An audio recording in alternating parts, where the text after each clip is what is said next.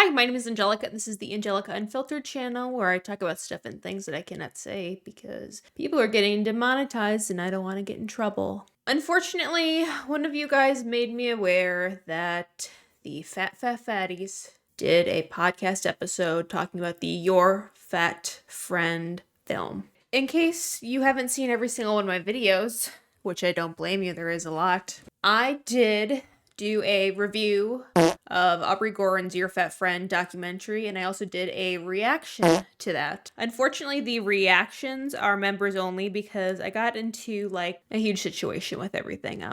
Go watch my lawsuit video. Okay, I didn't get sued, but I was threatened to get sued. Too long didn't read. Summary. So I have a lot of beef with Aubrey Gordon. Although I do make a lot of videos about Tess Holliday, I would say that Aubrey Gordon is public enemy number one to me. I can't stand her. She pisses me off even more than the Fat Fatties do. Probably at least 6 times more than the Fat Fatties. So I'm going to be reacting to a podcast of the Fat Fatties talking about her film, and I might have an aneurysm. So if I just start blanking or dissociated during the film, please call emergency services. Just kidding. That is a joke. Do not call any emergency services to my house, or I will find you and go kick your ass. And before we get into it, sorry I cannot serve you beauty queen status this video. I've gotten ready like 3 days in a row, and that's way too much for me. Like, for some reason, putting on mascara is just so much effort. And then taking off the mascara is about 15 times more effort. So you're getting barefaced here. I do have my eyebrows, my eyeliner, and my lips tattooed. So if it looks like I am wearing makeup, it's because it's tattooed on my face forever. And besides that, I'm wearing my centering smoky quartz necklace because I need to stay grounded while listening to these fucking fools.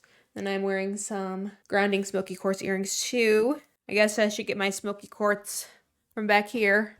I stay strapped. I used this smoky quartz in my cancellation anniversary video, if you remember. So let's cleanse the screen before we get into this hot mess. I'm not ready for this. I'm not. Beverage of the day, 0 sugar Mountain Dew Baja Blast. Unfortunately, this is the only caffeine source I have at my house besides a Red Bull, so I'm drinking this, even though I don't really want to. I had a Baja Blast hyperfixation for like 2 days, and now I have a 12-pack left sitting in my fridge. No pop goes wasted in this house, I'll tell you that. Welcome back to the Fab Fatties. I'm Rebecca. Alyssa. And I'm Allie. And today we're going to talk about the film Yur Fat Friend by J. Finlay, starring Aubrey Gordon, who is Yur Fat Friend, who started as an anonymous writer about the fat experience and then came out publicly as the writer behind Yur Fat Friend. And she is not my fat friend. She is my fat foe. And has now gone on to become a very well-known and seen fat activist. Well seen, that's for sure. Get it? Because she's fucking humongous. We watched the movie, all 3 together, because if you don't know, we have a Patreon, and we had a little movie club night. So we watched the movie, we talked about it with our Patreon members, and we had feelings. Feelings about the movie, feelings about our reactions to the movie. So they were probably triggered the entire time. But Alyssa looks excited to chat. Actually, Alyssa was very much like, I'm watching this and I'm protecting my feelings while I watch this. Yeah, it was interesting. I was going to make a joke. Allie, I'm sorry to wear this. You hear that laugh? Like a broken fucking squeak toy. Like that penguin from Toy Story. That you don't get to fully see me reenact this, but Allie was sitting like in front of me to... This is Alyssa. This is Allie. This is Rebecca. My left-hand side, and she'd be like looking up at the TV and something emotional would happen. She would just shoot a look back over her shoulder at me like, back to the TV. My husband does that to me when we watch it, and I'm like, motherfucker, if you don't keep looking forward, I'm gonna snap your neck. So the only way that it goes is this way. If I'm gonna cry, let me cry in peace. If I need to be comforted, I will let you know. Thank you very much. TV back at me, back to TV, back at me. And she's like waiting for me to cry. I think Allie needed permission to also cry. She was like, don't let me be. Permission to cry. You two right here cry in every fucking episode we've watched so far. And this is the 4th one. The first one. You're usually my partner in cry. Yeah, well, I will say, I did read her book before watching the movie, so I had some kind of context. And that's the book, What People Talk About When We Talk About Fat. Or Yes. What we don't. Which I do have on hand. I bought this used from Amazon. And unfortunately, I also do have this one. Look at the notes. I did not even take this many notes when I was in college. I read this a couple months ago, and I don't know how to write a summary because I want you guys to know every single word that this moron says. And unfortunately, I do have 2 copies because I rented this one from the library in my old town. And since I moved, I haven't been able to return it. That makes me a bad library Patreon, but I think I'm doing something good for the world because no teenager or woman in her early 20s needs to find the fat acceptance community. If you think about it, I'm actually doing a good thing. And I also bought this one used on Amazon. I don't want to give Aubrey Gordon any more money because I already had to pay her when I rented her film on Vimeo for $12. Talk about when we talk about that. Okay, yeah, thank you. Yeah. Which is our book club book for Patreon this next month. Man, plugging the Patreon. Plugging Patreon real hard. If you want to talk. Oh, maybe I need to hurry up and read this book so I can react to their Patreon.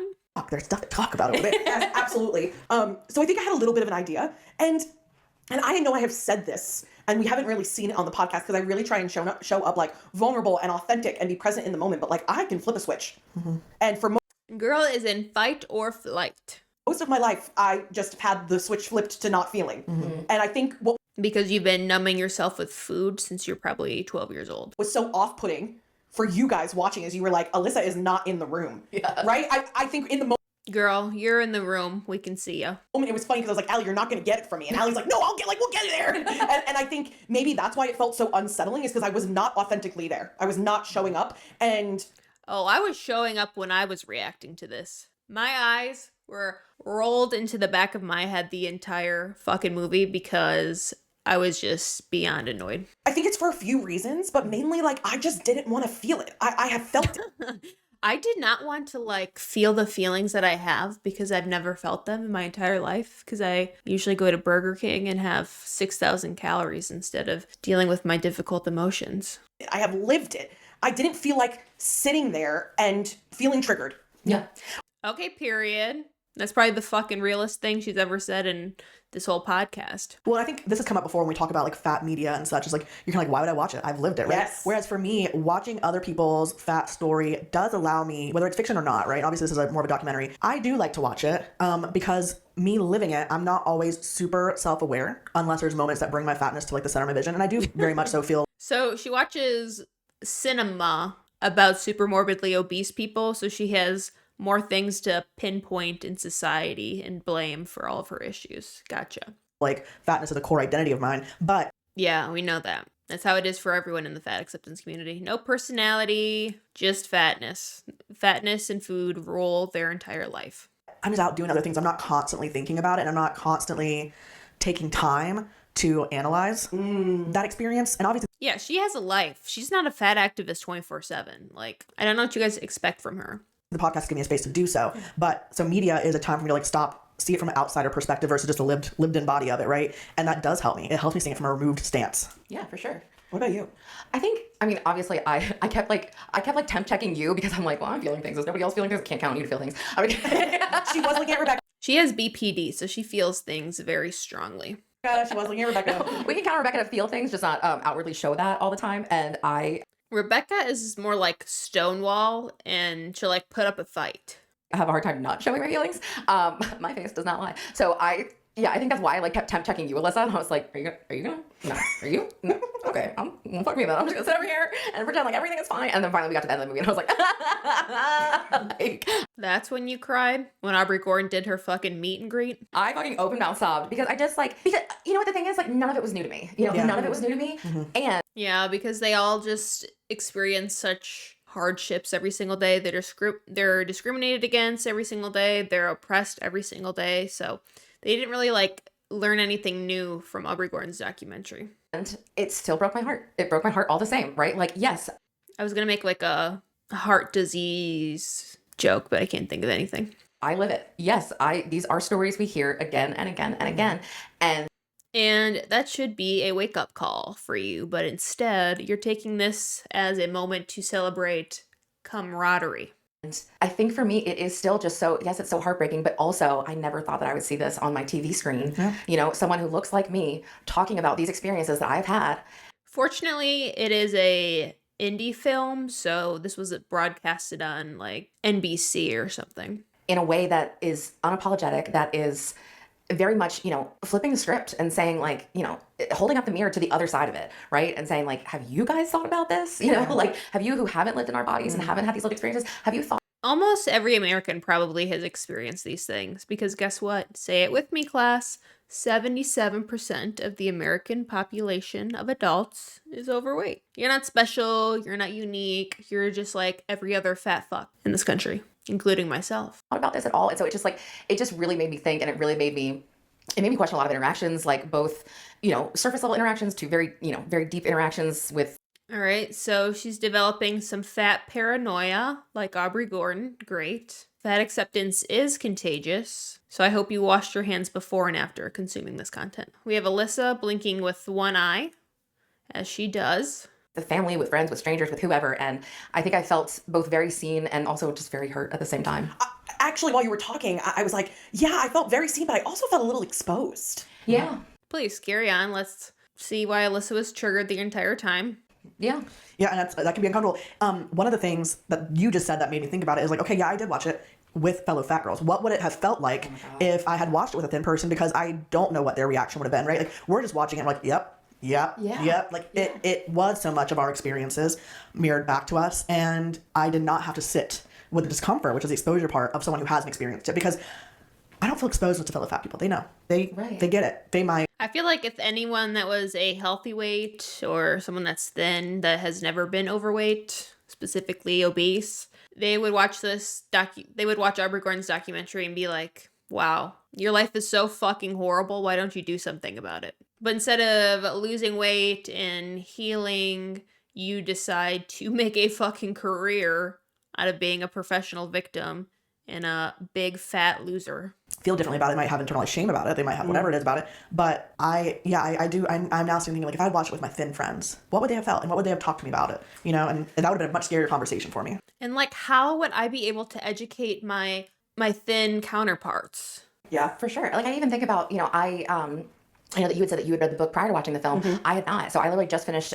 listening to the book earlier this week. And I had a lot of those thoughts as I was going through listening to this book, like, again, feeling very seen, feeling very heard, feeling very understood. In case you're wondering, the back of this book, this is the one that they're referring to, says, we're constantly talking about fat, risk factors, obesity epidemics, weight loss makeovers. In our collective imagination, fat is a terrible thing to be called, but an even worse thing to be. To be fat is to be denied doctor services, to be mocked on airplanes, to be the punchline of jokes, to be made more visible and invisible at the same time. It's to be seen as undeniable failure, as unlovable, unforgivable, and morally condemnable.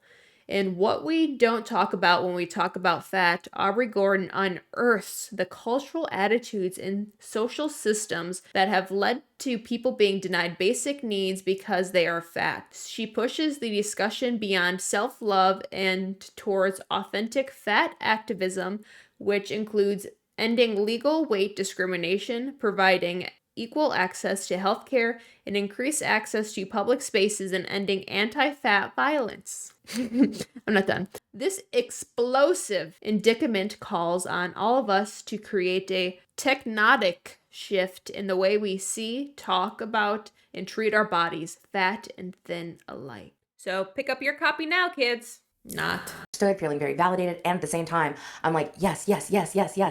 I could never convince someone who doesn't look like me to read this. And it's not that, like, And they shouldn't. Like, I don't actually think I couldn't, but like in my head, I'm like, I'm taking in all this information, and I'm like, I don't know how I could ever convince someone who doesn't look like me to read this. And if someone that's thin or healthy weight reads this fucking book, it's because they are virtue signaling or they have a restrictive ed and need some sort of toxic motivation to keep partaking in their habits. No sane person would ever read that book, myself included. I like to be pissed off, so I watch videos like this and read books like that, so then I can have steam come out of my ears because my brain's about to explode because I'm so furious. Care. Well, let me take a step back and just explain the movie for those who haven't watched it. And of course, I encourage you all to go watch it yourself because here's the summary of the documentary. Aubrey Gordon's fat. She's been fat since she's been able to start feeding herself. Her mom's fat and her dad's fat, and no one ever took responsibility for their poor lifestyle habits. Aubrey Gordon is fat and sad, so she makes a blog to talk about that she's sad and fat. Then she makes it a career by having a podcast and writing books. The end. Allie, I'm gonna need you to put the Starbies down. Stop drinking your calories, or I'm gonna come beat your ass. It is going to make you feel things. It's going to make you think things. And if you're open to being challenged, I think it's a great film. So it follows Aubrey Gordon, who, again, like I said, is a writer of Yur Fat Friend. And I My fat foe. Let me correct you there, ma'am. Sorry, I can't get comfortable. I'm sick of sitting in this fucking chair. I'm neurodivergent, obviously, so I just can't sit regular. Gotta sit crisscross, gotta have a leg over the other one. I can't sit still. I don't know necessarily the timeline of things. I don't know how long she's been doing this, but several years ago, She's been doing it way too long. That's the answer. Aubrey went to the internet to write about her fat experience, and she stayed anonymous. And her pieces really resonated with an audience. And I will say, we are in a different age than we were 10 years ago when it comes to talking about body politics. I think now we're seeing a lot of people want to shut down the talk of body politics. And she was in an age where people were very open to discussing it. Not that they're friendly towards fat people ever. Right. But anyways, she did so anonymously. And her anonymity, as she will even say herself, really allowed her to be vulnerable and name the realities of her experience. But she does so with incredible wit and just sharp observations. Aubrey Gordon is so paranoid that she's able to point out situations that absolutely have nothing to do with fat phobia and just her own unwell thoughts. And she also loves the thesaurus. I'm not saying that correctly. Thesaurus. Thesaurus. I guess I was saying that right. Aubrey Gordon also loves the thesaurus. That doesn't sound right, but Google said that is right. So she loves to grammar flex on all of us and come up with the most complicated ways to state the simplest sentence. Thesaurus. She is an artist. Yes. Oh my God, yeah. She is an artist. The way she was able to communicate her lived experience in a way that made a community of people feel seen and understood, and also represented that lived experience to people who don't relate to it, artist. Yes. Artistic. She No, you guys are all just mentally ill and live the same experience. just really is so raw. Yeah. She's so Oh, this is so raw. Fuck. Or whatever that Amberlynn Reed moment is. This video is so raw, you guys.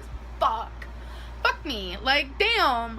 I can't figure out the angle because I want you guys to see the headband, but then I feel like it makes me look weird. Also, Santa, why are you flopping over?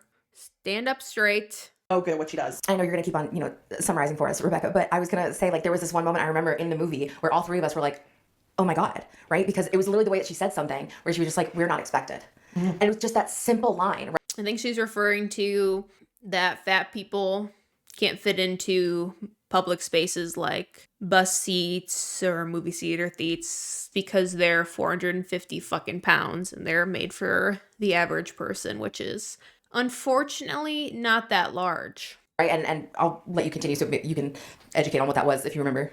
I think it's about the design of spaces. It was about Plan B. Oh, okay. False information, misinformation.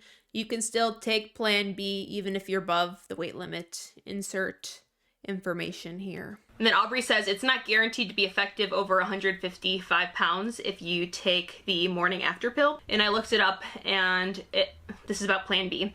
It says, Plan B can be less effective if you are more than 155 pounds or have a BMI of over 30. There are no safety concerns for using it if either applies to you. The FDA hasn't made any changes to Plan B label or to its prescription recommendations because there isn't enough research to demonstrate a solid link between weight and lowered Plan B effectiveness. So if you're at or over the limit, you should still take Plan B, although there are other forms of emergency contraception that may be a better option. We know that medical spaces are not super friendly for our bodies already, but we also That's because you don't want to lose weight. If you just did what the fucking doctors told you to do, then maybe all of your appointments wouldn't be so hostile. may or may not know, as a collective, that, even so far as medical testing we're not considered. The size of our body is not considered, right? So when Aubrey, So I did some research, but I also think it paints a picture of how humongous she is, which probably sounds awful. A typical exam table has a weight limit of 400 to 500 pounds. And there are special ones that are used at bariatric doctors that can hold up to 850 pounds plus. I looked up the length of an extra large blood pressure cuff, which is 40 to 55 centimeters long. I happen to measure my thigh, and my thigh is 59. And keep in mind, I'm 200 pounds. So if your arm is bigger than my thigh, then you won't be able to use extra large blood pressure cuffs. Like, that's ginormous. Typical MRI machines hold about 250 to 300 pounds, but if you're in a more populated area or you are seeing a specialized doctor, those ones can hold up to 500 to 600 pounds. I feel like everything she said is like fear-mongering. If you are so motherfucking fat that you can't fit into the average CAT scan, or if you break the weight limit of a scale or the patient table or whatever, then you should take a big long look in a mirror. But it's got to be a very big mirror because you're so fucking fat that you can't just look in a normal sized one. If you got to go to what place has big mirrors? Why don't you just go to like a mirror outlet store, Go look around, like go to a hardware store where they have lots of like different mirrors.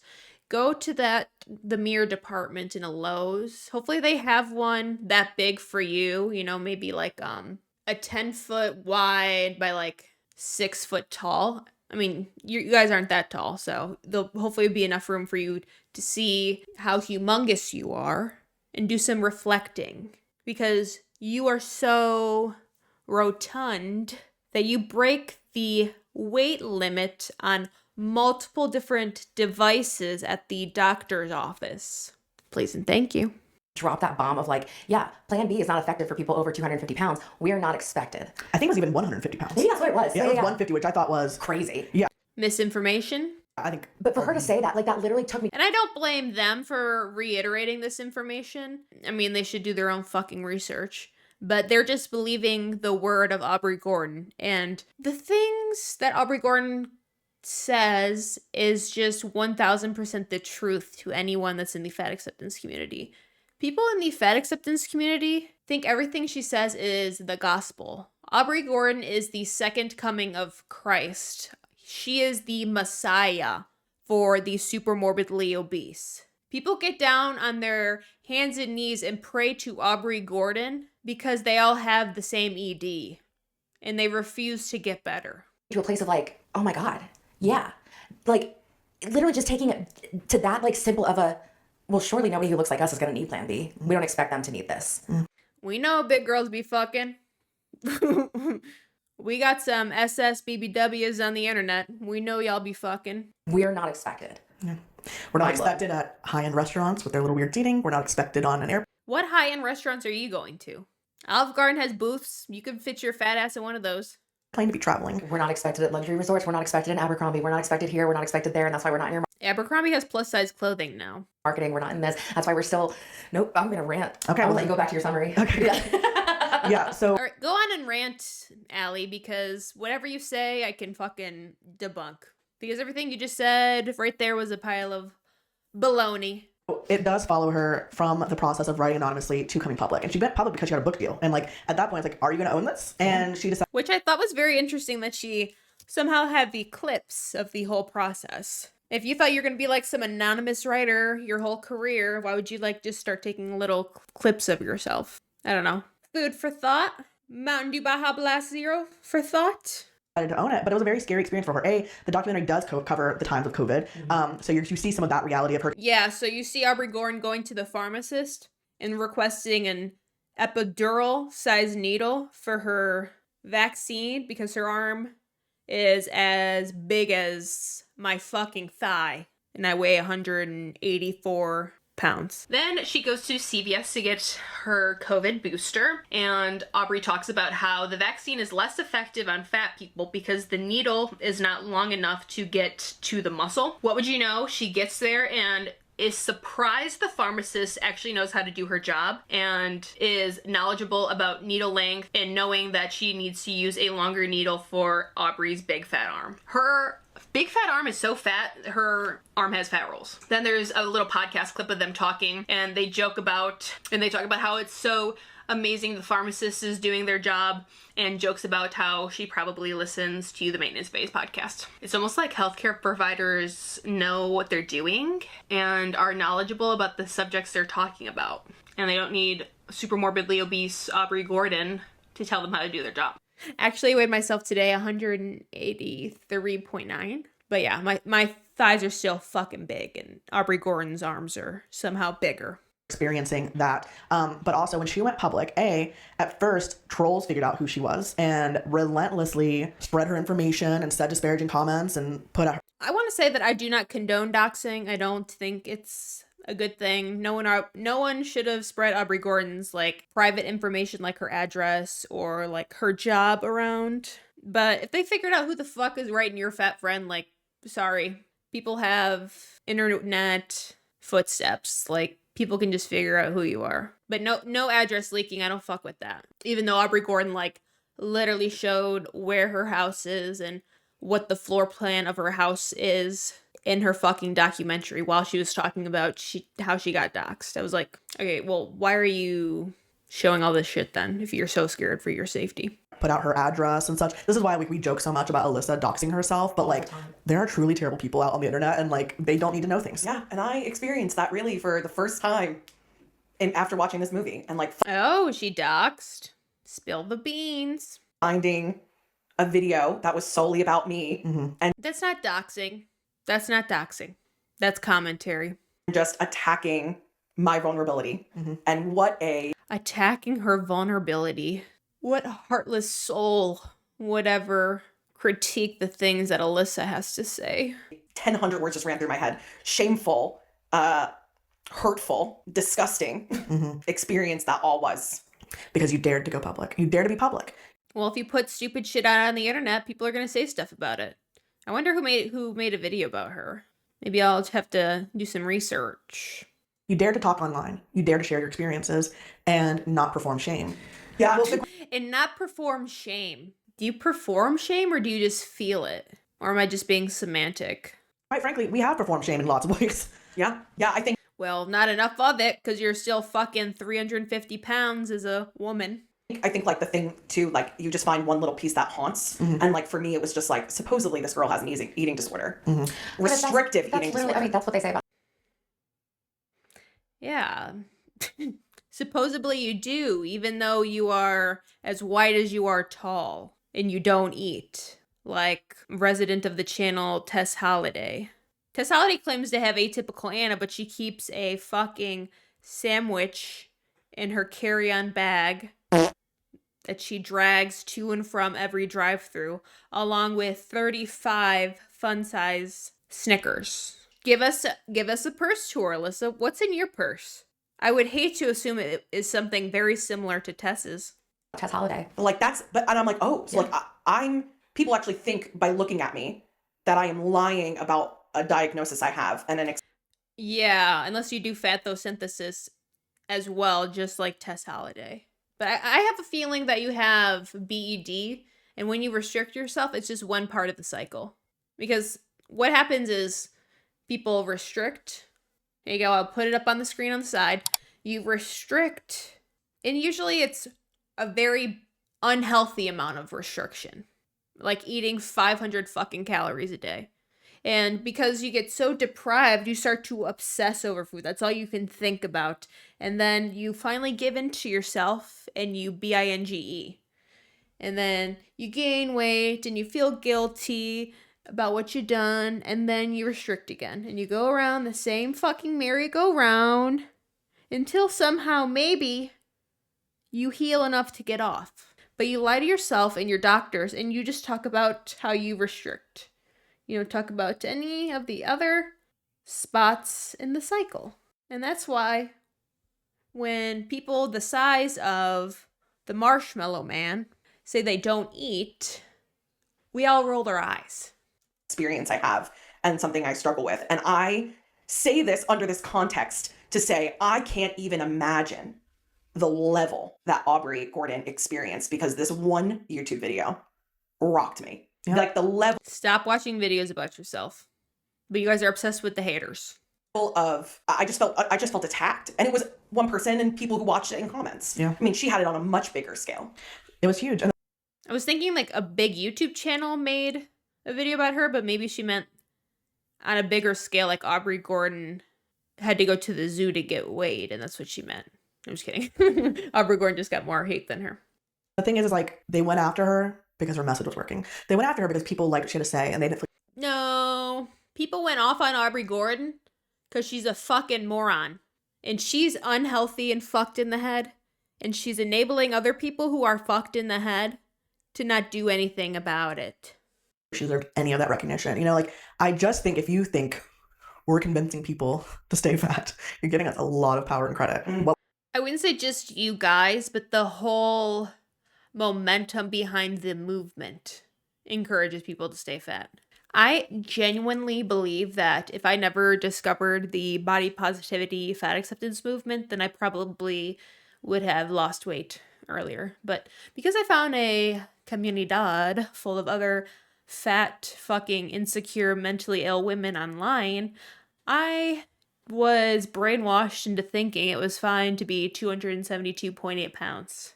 I was sexy and worthy and lovable and healthy and deserving and valued when I was almost 300 pounds and so depressed I'd no longer wanted to be alive.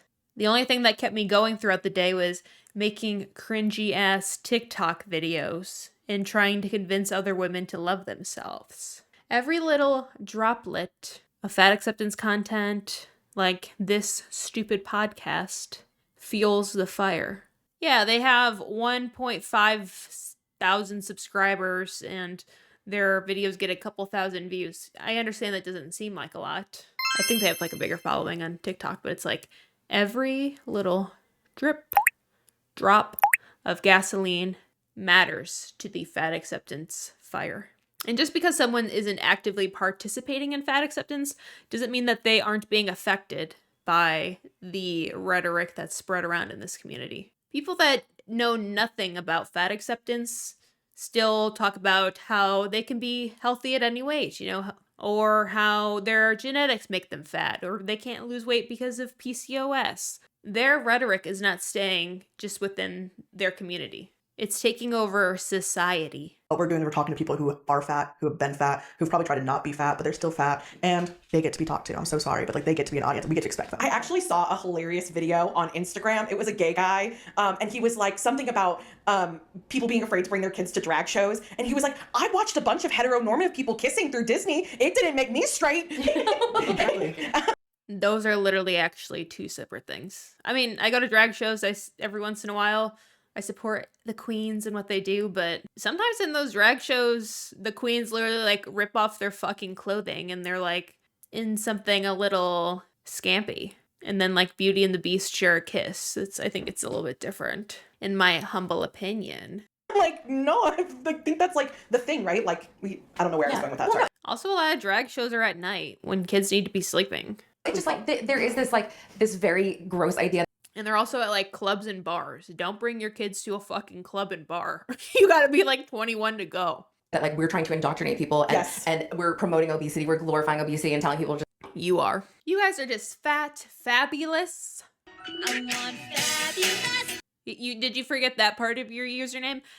Fabulous. All things fabulous. Bigger and better in this. Fabulous. Fat fatties. The word fabulous has some connotations. And when you call yourself fabulous fatties, it kind of seems like you have life made out for you.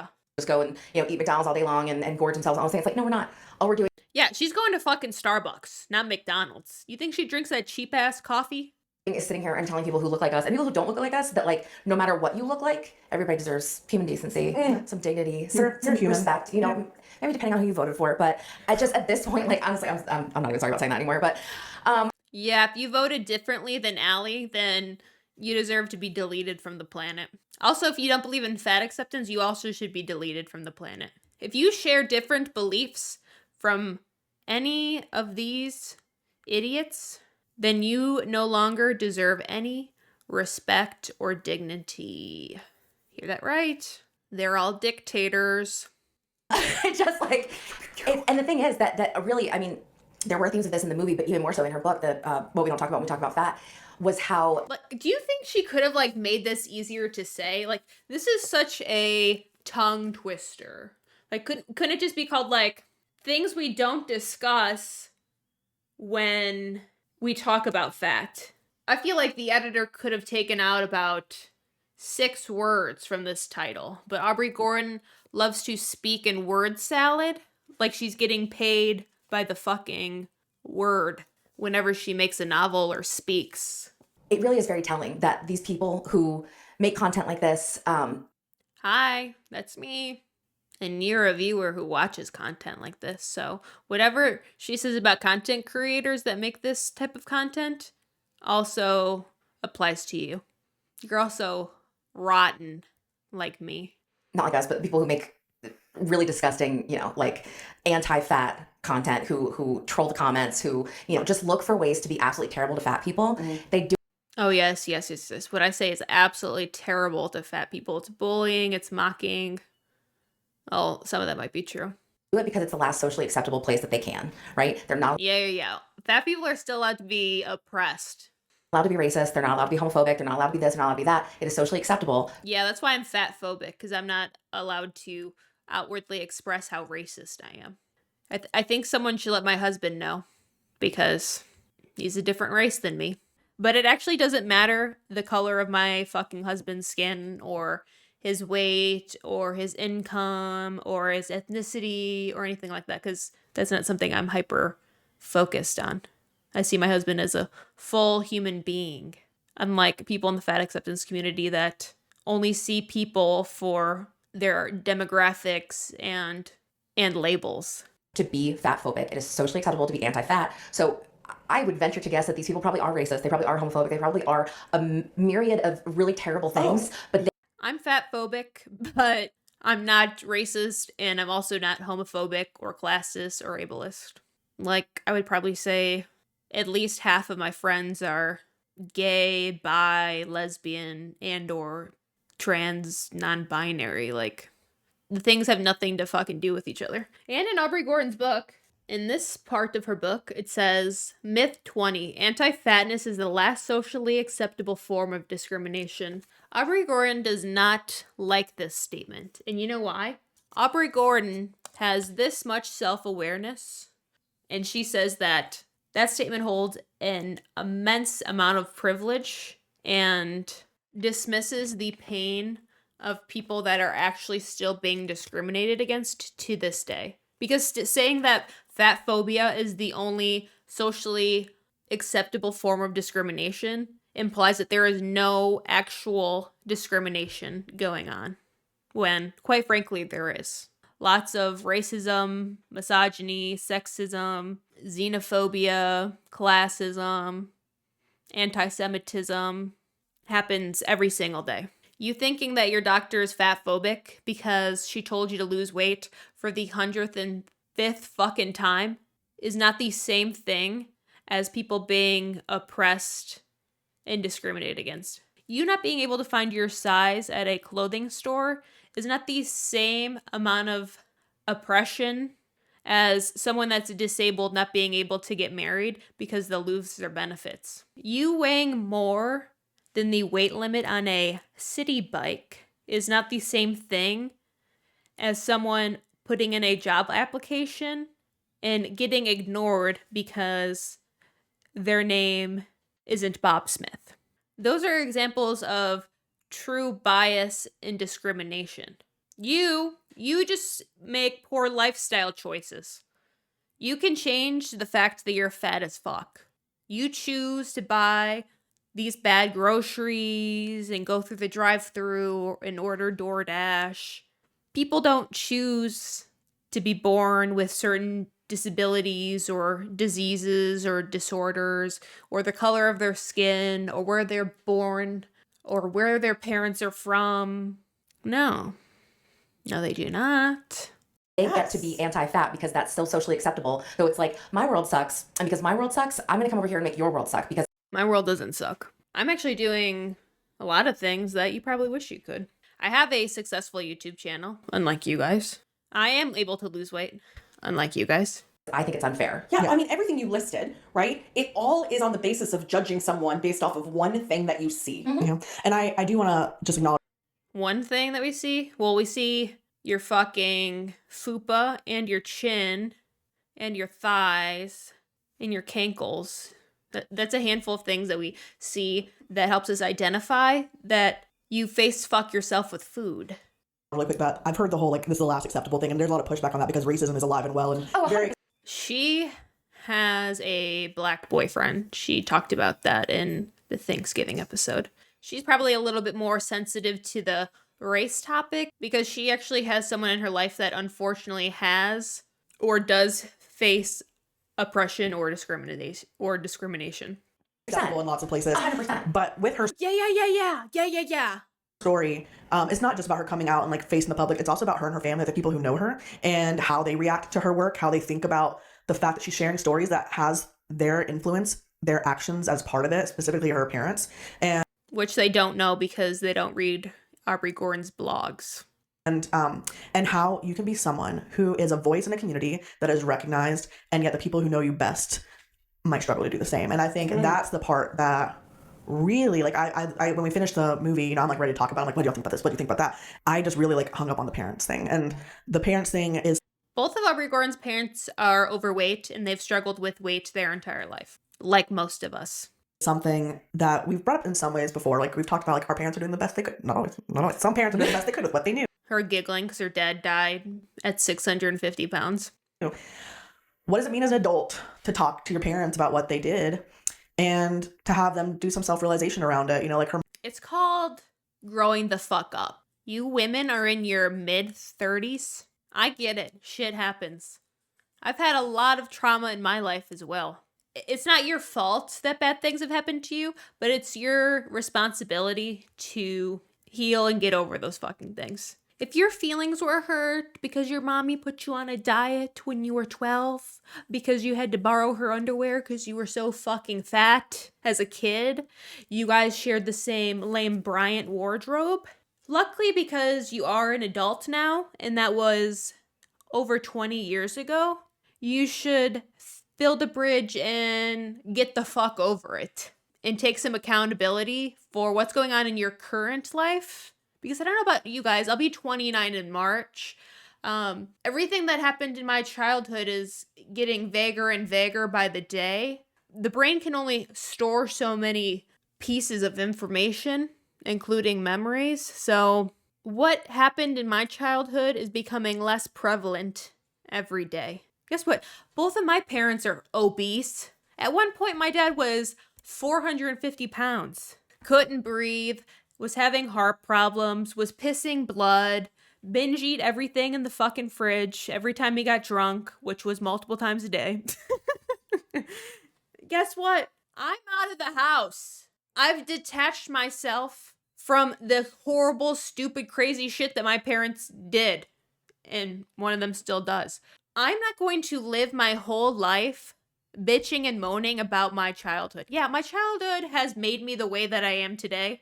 I have fucking CPTSD from my childhood. My brain is literally wired different because of the trauma that I experienced as a kid.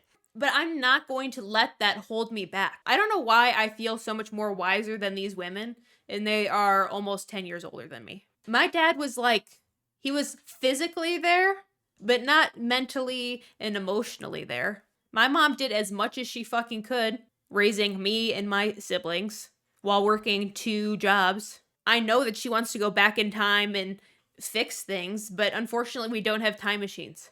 You have to forgive and move the fuck on. I said this in like one of my recent videos, I'll say it again.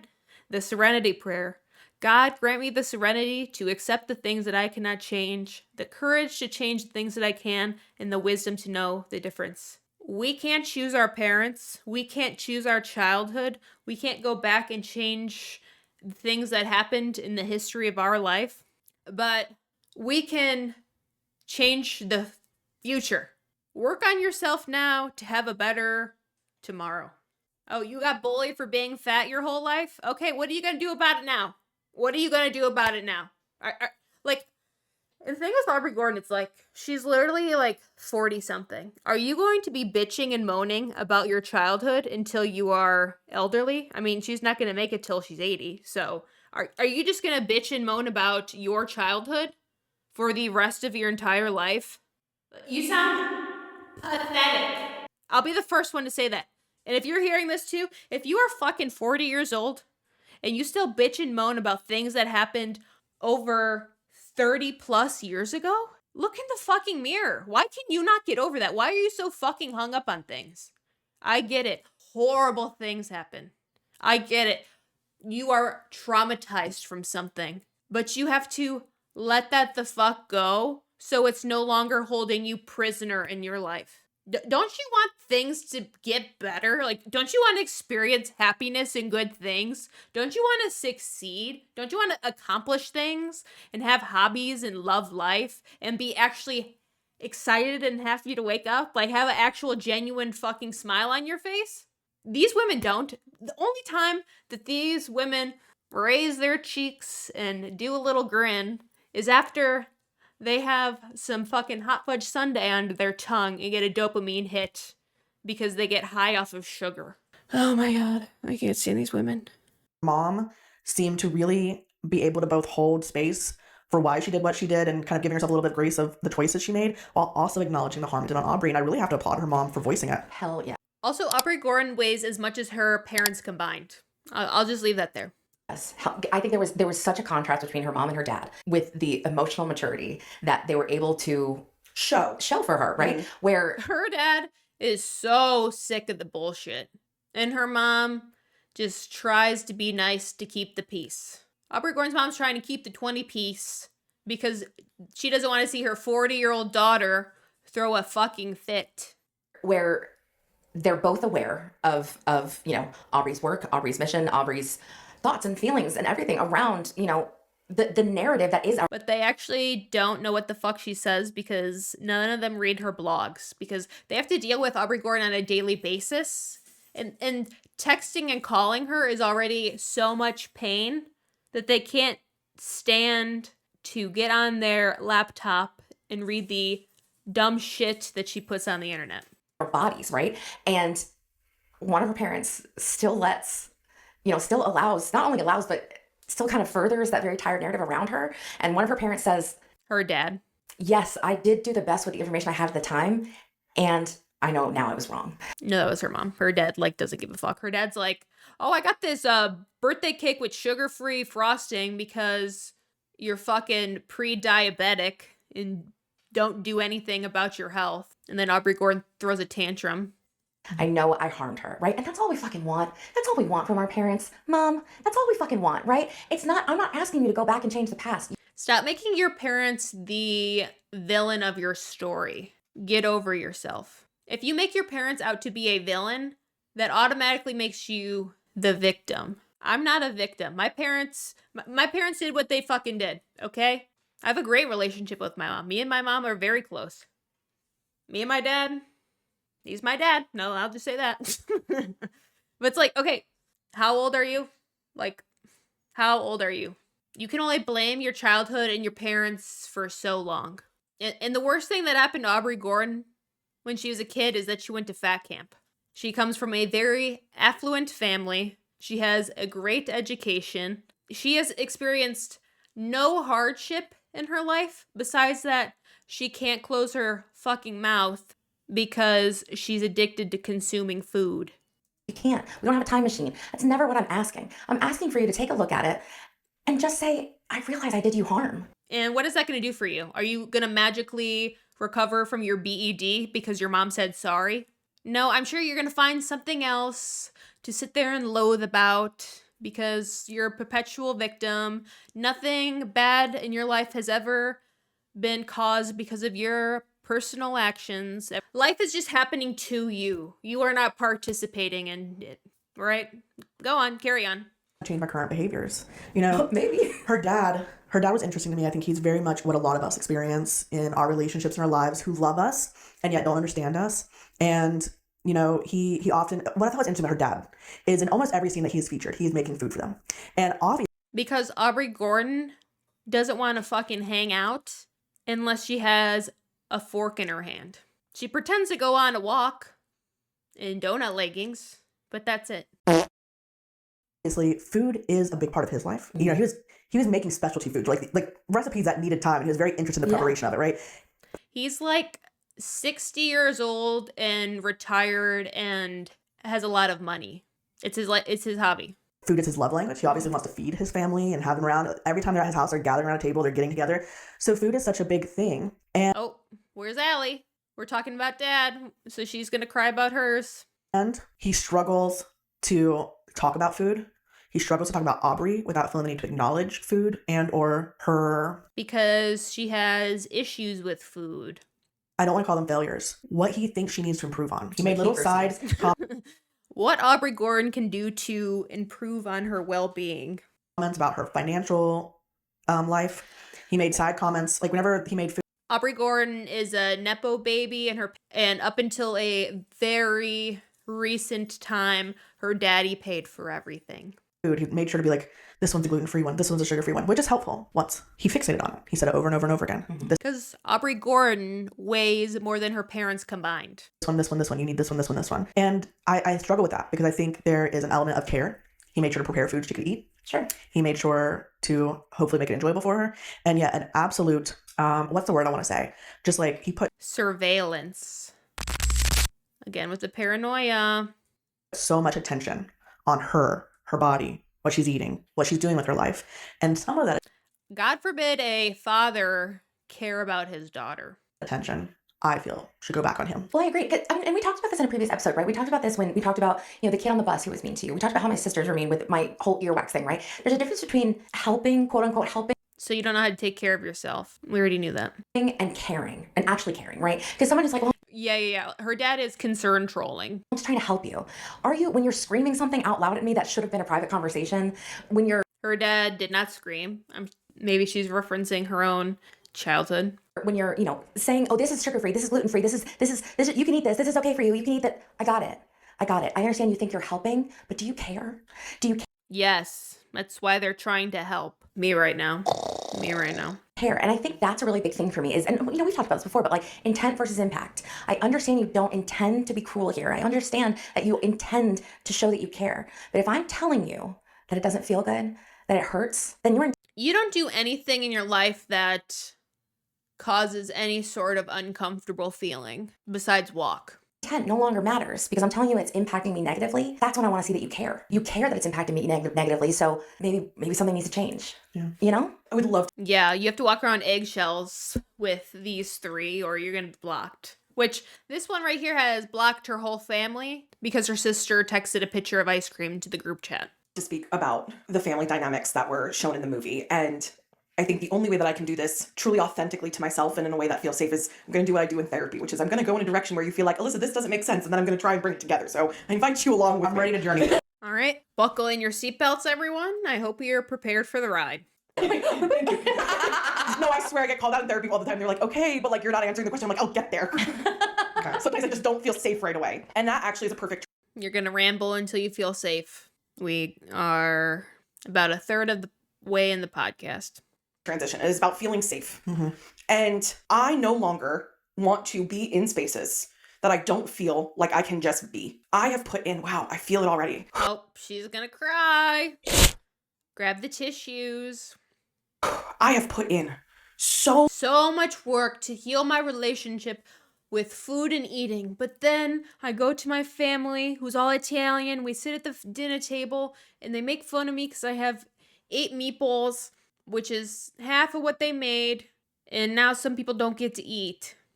much effort and energy in my life to masking and to putting on a face that will make Buzzword. other people feel good and other people So you went on a diet so your grandma would shut the fuck up? Feel comfortable, at a complete lack of respect for my own self and my own feelings. And frankly, I didn't know there was another way. And I thought that's what you were supposed to do. Yeah. Right? We call it people pleasing, but I think it's almost more than that. I was living my life for other people. I was living my life the way other people wanted People in her family wanted her to lose weight because they want to see her healthy. me to, the way my family wanted me to. One, I love them. Yeah. I want them to love me. And if they want me to do this and that earns me their love, I'm going to do that. Now, I don't think my family ever made me feel like I had to earn their love, but I think I knew what it was like when I didn't have their approval. Yeah. And when I didn't have their support. And When I just kept gaining weight and couldn't put the fork down. that was not fun in my house growing up. So what I saw, right, that I think was too much is I saw Aubrey trying to authentically show up with her family, with her lived experience, with the body she's in, with the work that she's doing, with the personal work With the lack of work she's doing.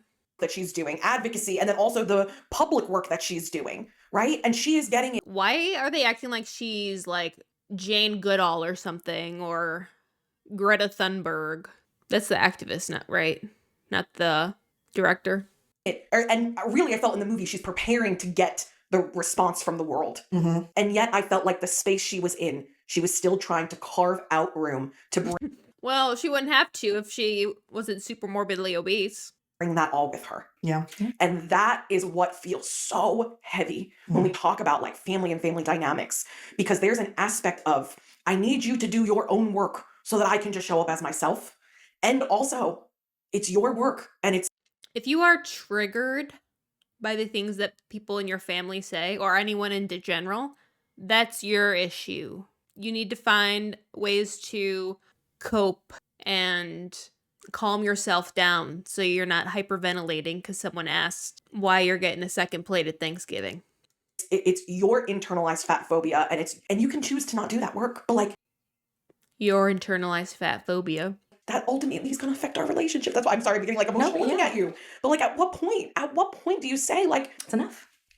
Alyssa acts like as soon as she walks in the door at a family event, she is being bombarded by questions about her weight and her food and her exercise, when it's probably like 2 comments in passing during like a 5-hour event.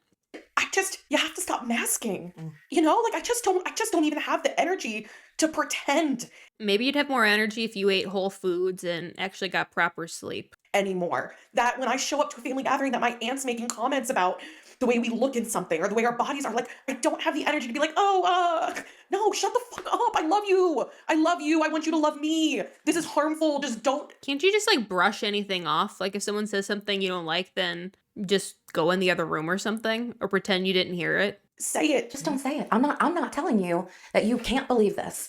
You do you, boo, but don't say it around me. You know what I learned? Yeah, if we have different beliefs, like don't express them in front of me. You're antagonizing me. You are going to make me relapse.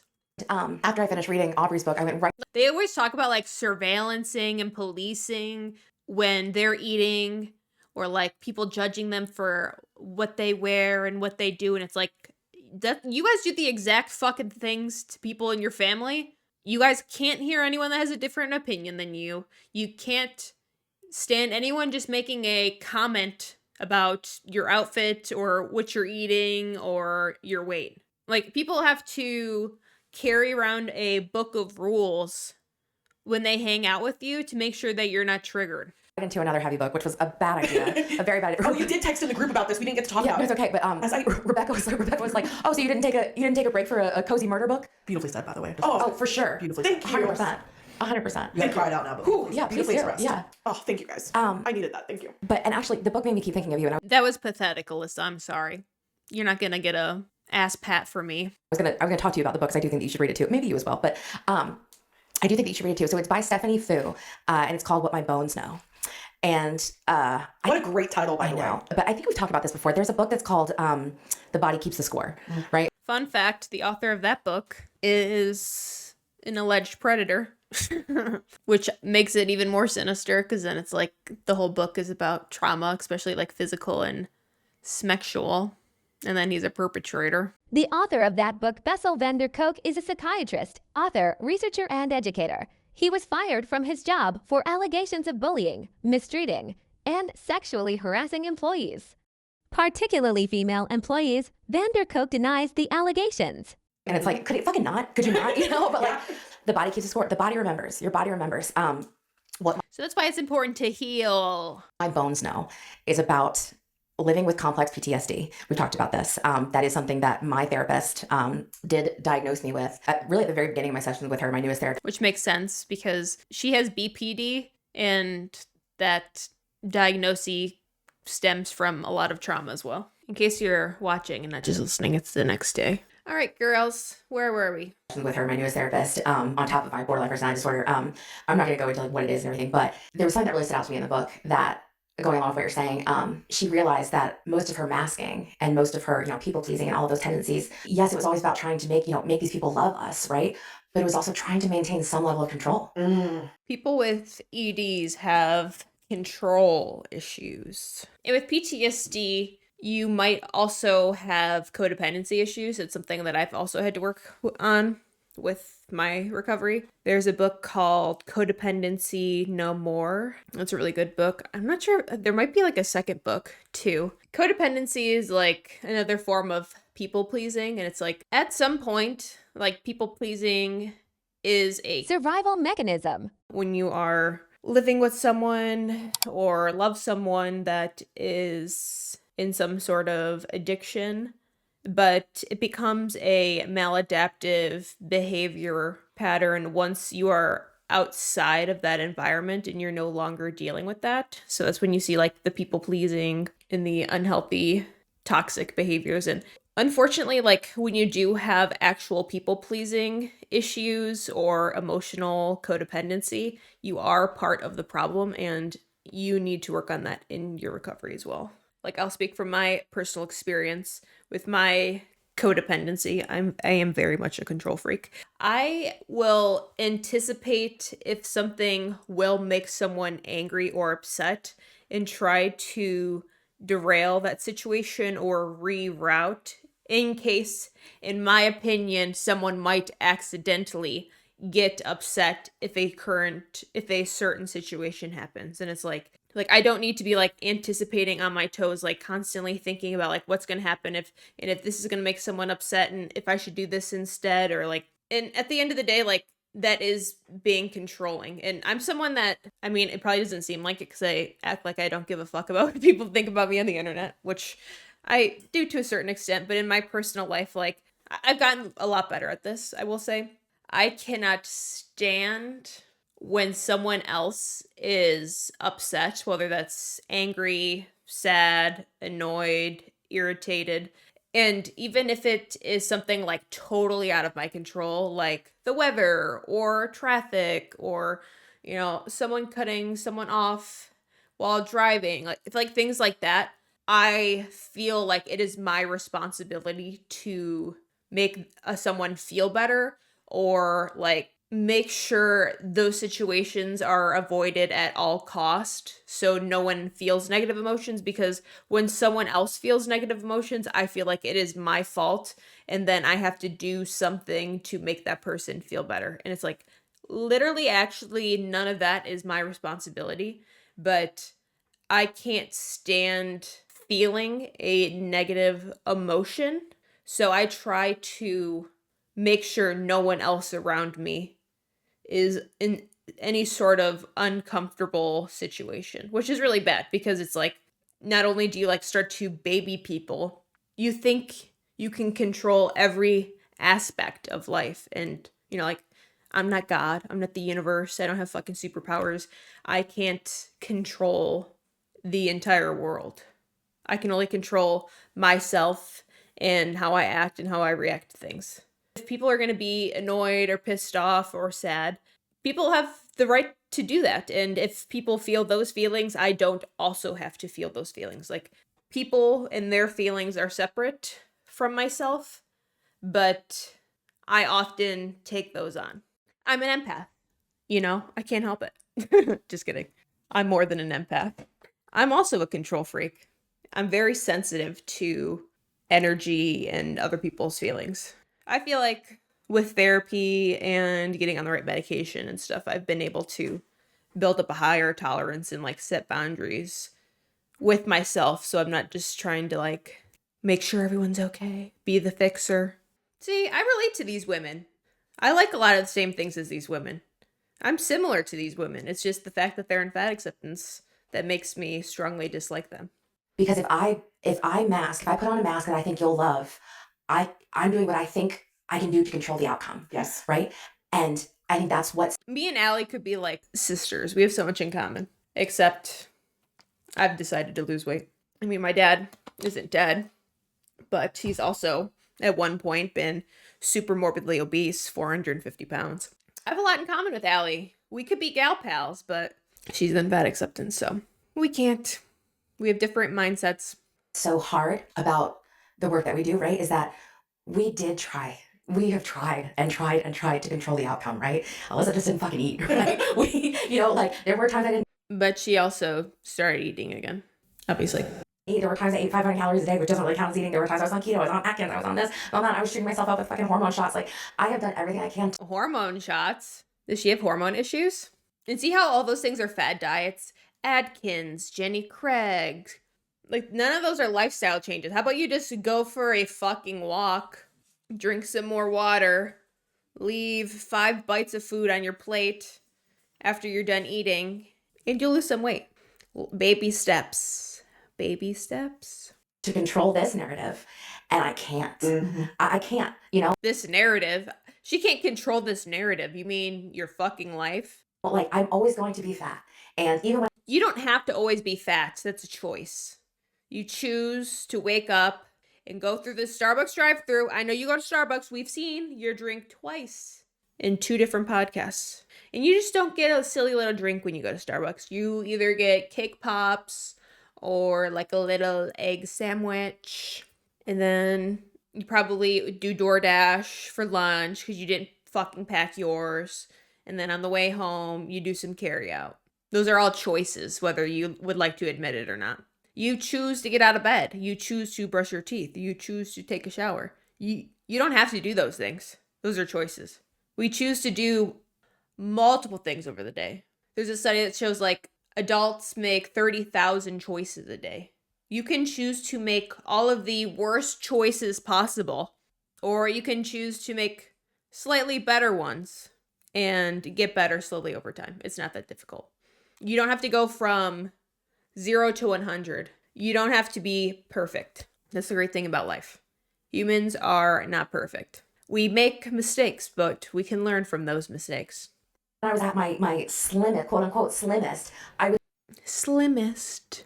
Slim Shady over here. still, by, inherently racist BMI standards, I was still obese, right? And I'm still obese. When I'm 180.1 pounds, I'll be overweight instead of obese, which is still not okay, but it's better than being obese. this was when I was eating 500 calories a day and putting Shut the fuck up. For how many days straight? 2? And then you started gorging again? If you only ate 500 calories a day, then you would look similar to 𝓌𝒾𝓃𝓾, but you and Aubrey Gordon share the same wardrobe, so we know what you're doing when the cameras aren't rolling. hormones in my arm. But I realized Also, injecting hormones isn't bad. If you have hormonal issues and that's what's prescribed to you by the doctor, then do it. That's part of your treatment plan. I wonder if she has PCOS. Why else would she be injecting hormones?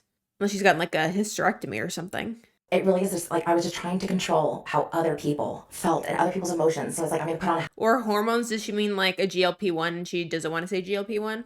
Because a GLP-1 helps the fullness cues and hunger hormones. I wonder if she's on GLP-1. That she obviously stopped. happy face, I'm going to put on a strong face, I'm going to put on this face, I'm going to put on that face.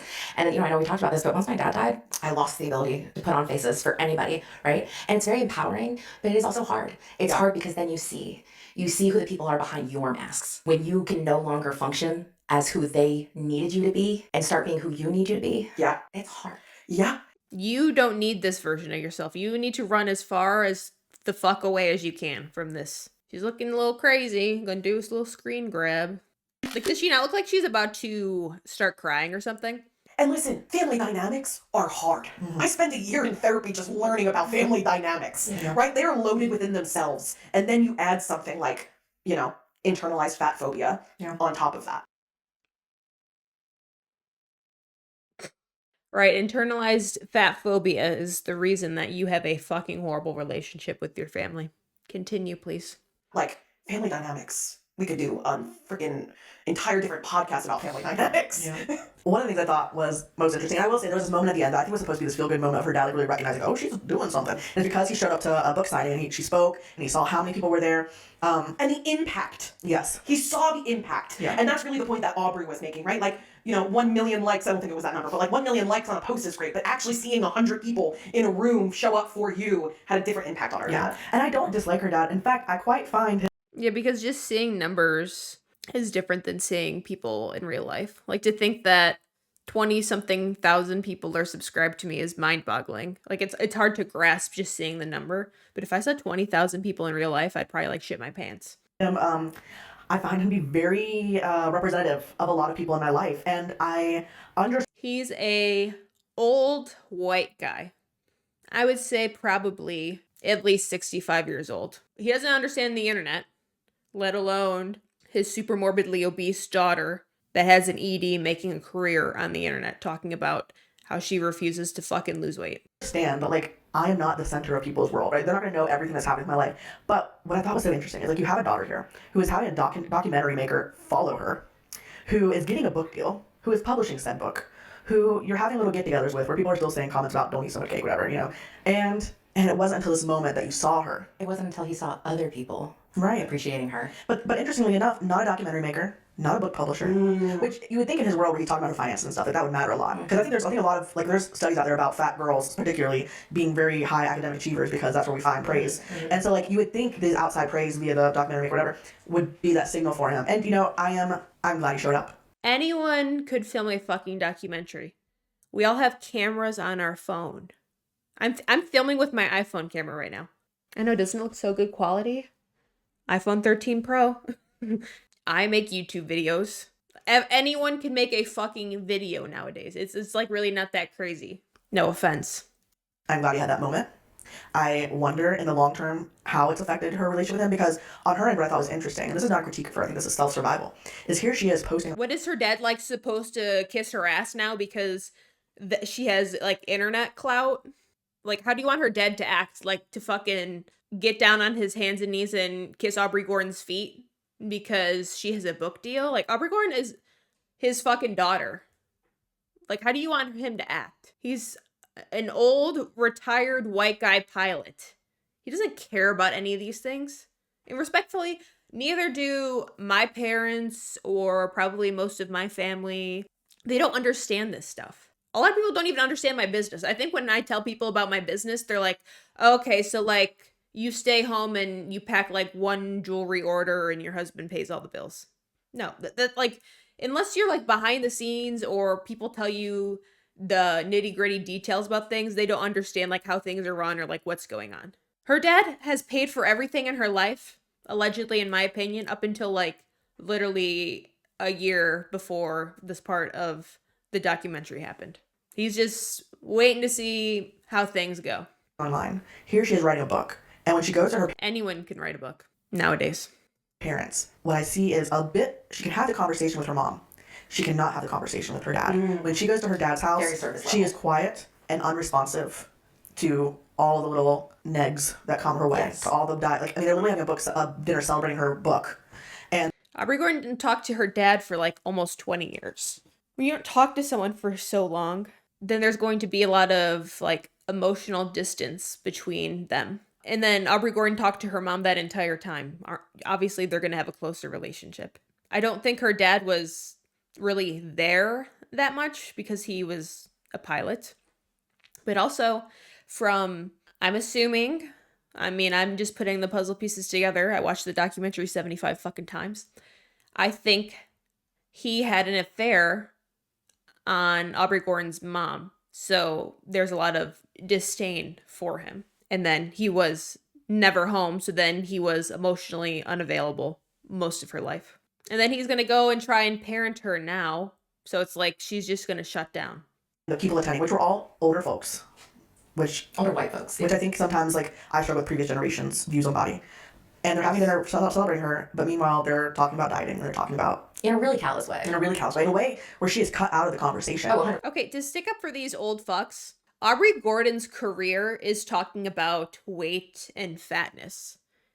And these old hags, who probably barely even know how to log into their Facebook by themselves, are just trying to have a conversation with Aubrey Gordon because they're trying to think, because they think that they're like on brand, or like they think they understand what she's talking about. I mean, the people that were in this documentary, like during Thanksgiving or at Aubrey Gordon's birthday, they're like minimum 60, 65, 70, 75 fucking years old. Think about how long that they lived, how many fad diets they've seen, how many weird little quirky medications, freaking tuna jello, Jenny Craig, smoke cigarettes, have an Ativan for every fucking meal, drink a bottle of wine, eat a fucking boiled egg, fucked up 70s diets that they've done. They're just sharing their life experience and diets and like foods and stuff because they think like that's what Aubrey Gordon's talking about, which she is. But she's talking about how toxic and fucked up they are, and they're just trying to have a conversation with her because they love her and want to spend time with her. Sorry that they are not educated on fat activism. They barely know how to log into Facebook. They believe everything that they see is real, even though it's a fucking AI video of pigs jumping on a trampoline with freaking monkey tails. Does no one like just sit and think? Like, do none of these motherfuckers have brains? They can't just sit here and think, okay, well, Aubrey Gordon's pushing 450 pounds and she collects diet books. She starts to show off her vintage diet book collection. It's not 4, 5, 6 of them. It's like literally a small library, probably more books than I've read in my entire life, but probably that wouldn't be a long list anyway. And it's just insane to think, like, she's just literally obsessed with dieting and diet culture. And now she's made a career about talking about being fat and also condemns diets. So literally her whole podcast, Maintenance Phase, it talks about different health and wellness and diet and food shit. So the old hags that are basically in a different state of reality than Aubrey Gordon are trying to have a conversation with her because they're hanging out. Do you think these old fucks like read Fearing the Black Body by Sabrina Strings? All they do is probably knit, go to bingo, and watch ABC News. Maybe they go to the YMCA and walk a fucking couple laps. Like, they're not going on Aubrey Gordon's blog and reading everything she has to say and listening to her podcast on Spotify, which they probably don't even know what that is. Such bad faith for everyone except themselves and Aubrey Gordon.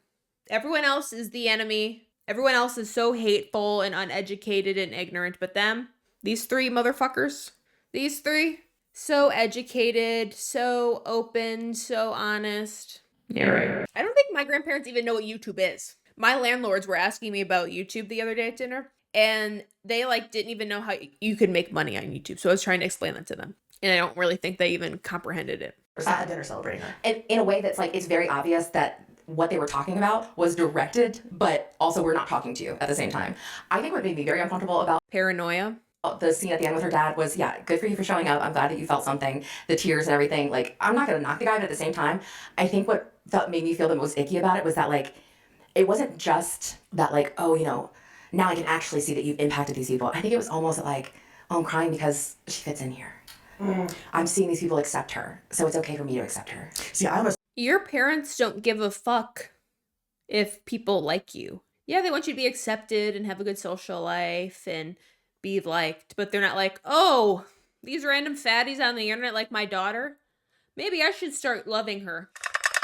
took it more as like he saw that and he saw it as an achievement of himself almost. Like I read it that way. That's fair. Which is also problematic. Yes, it You is, know, like yeah. he saw it and he's like, oh, she's successful, therefore I'm successful. And like that's Her dad was a pilot for a major airplane company, made thousands, if not millions of dollars. He is not relying on Aubrey Gordon's success to make him feel good about himself. He was a very absent parent as well. how I read his reaction. And I think that's something that I struggle with is knowing and feeling my parents' shame around my body and I mean, I'm not a parent, so I guess I can't speak from experience, but I feel like when parents see their kids be big fat losers on the internet, they think to themselves, what did I do to make my child turn out like this? What did I do wrong? Like, it's more internalized. my body being their failure or their success. And like I do feel that the small You believe that your mom thinks that she is a success if you're thin and a failure if you're fat. Mental illness. or my body is, the more approval and praise I would get in my family. And the more I work on it or do it, the more willing they are to look past my body in its current state. And that for my siblings, Yeah, when you put in effort to make your life better, people aren't going to hyper focus on it as much. the sibling who is the thinnest or working on becoming thin is the one doing the best.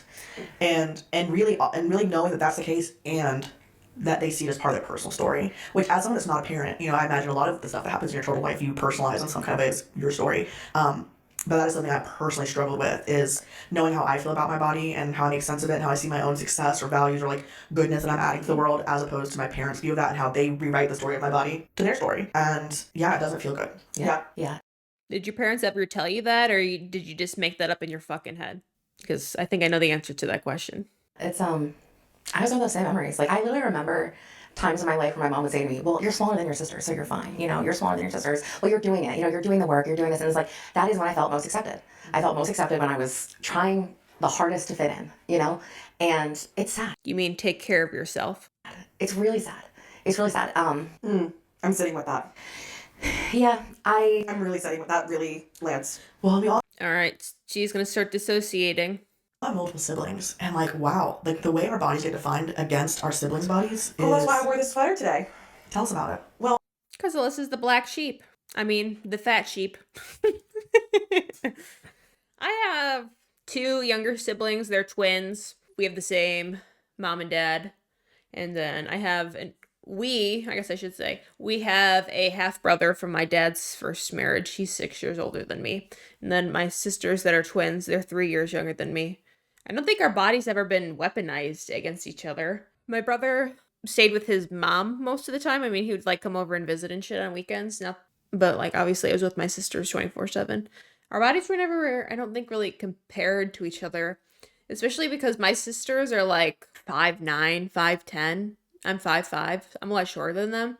And we used to go on diets as a family like over the summer when school was over. But I don't think we've ever like been competitive about weight or losing weight. I mean, like we kind of like joke about it now, but not like when we were younger. I'm sure that's not the same for everyone. I know some of you guys have like toxic, fucked up families. I mean, I do too, but in other ways. Well, I knew we were going to be talking about family a little bit. And I said, I'm going to wear my black sheep. yeah, I need one of those. For the viewers out there, or for the audio listeners out there, she's wearing this is from Cider, I believe? Yeah. Yes, it is. It's a green sweater with all these white sheep on it with one black sheep. It's very cute. And that's her. Alyssa's breaking generational curses. She's putting an end to all toxic behaviors that her family's participated in over decades.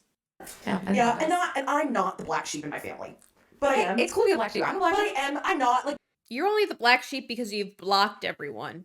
family dynamics, dude. You know, We all are in different categories. Like, my sister Katie is the hothead, and she's calmed down in her older age. Sorry, Katie, I called you older age. But, like, she was the one. She's only 3 years old. Get her, Katie. She's the one that was quick to a temper, you know, and she got ostracized, the emotional one. And I've always said, I know you remind me of her, but, like, me and my sister are best friends. I've always understood how she got there, but not everyone always understood how she got there, you know, like, Because no one likes to admit to lighting the fuse.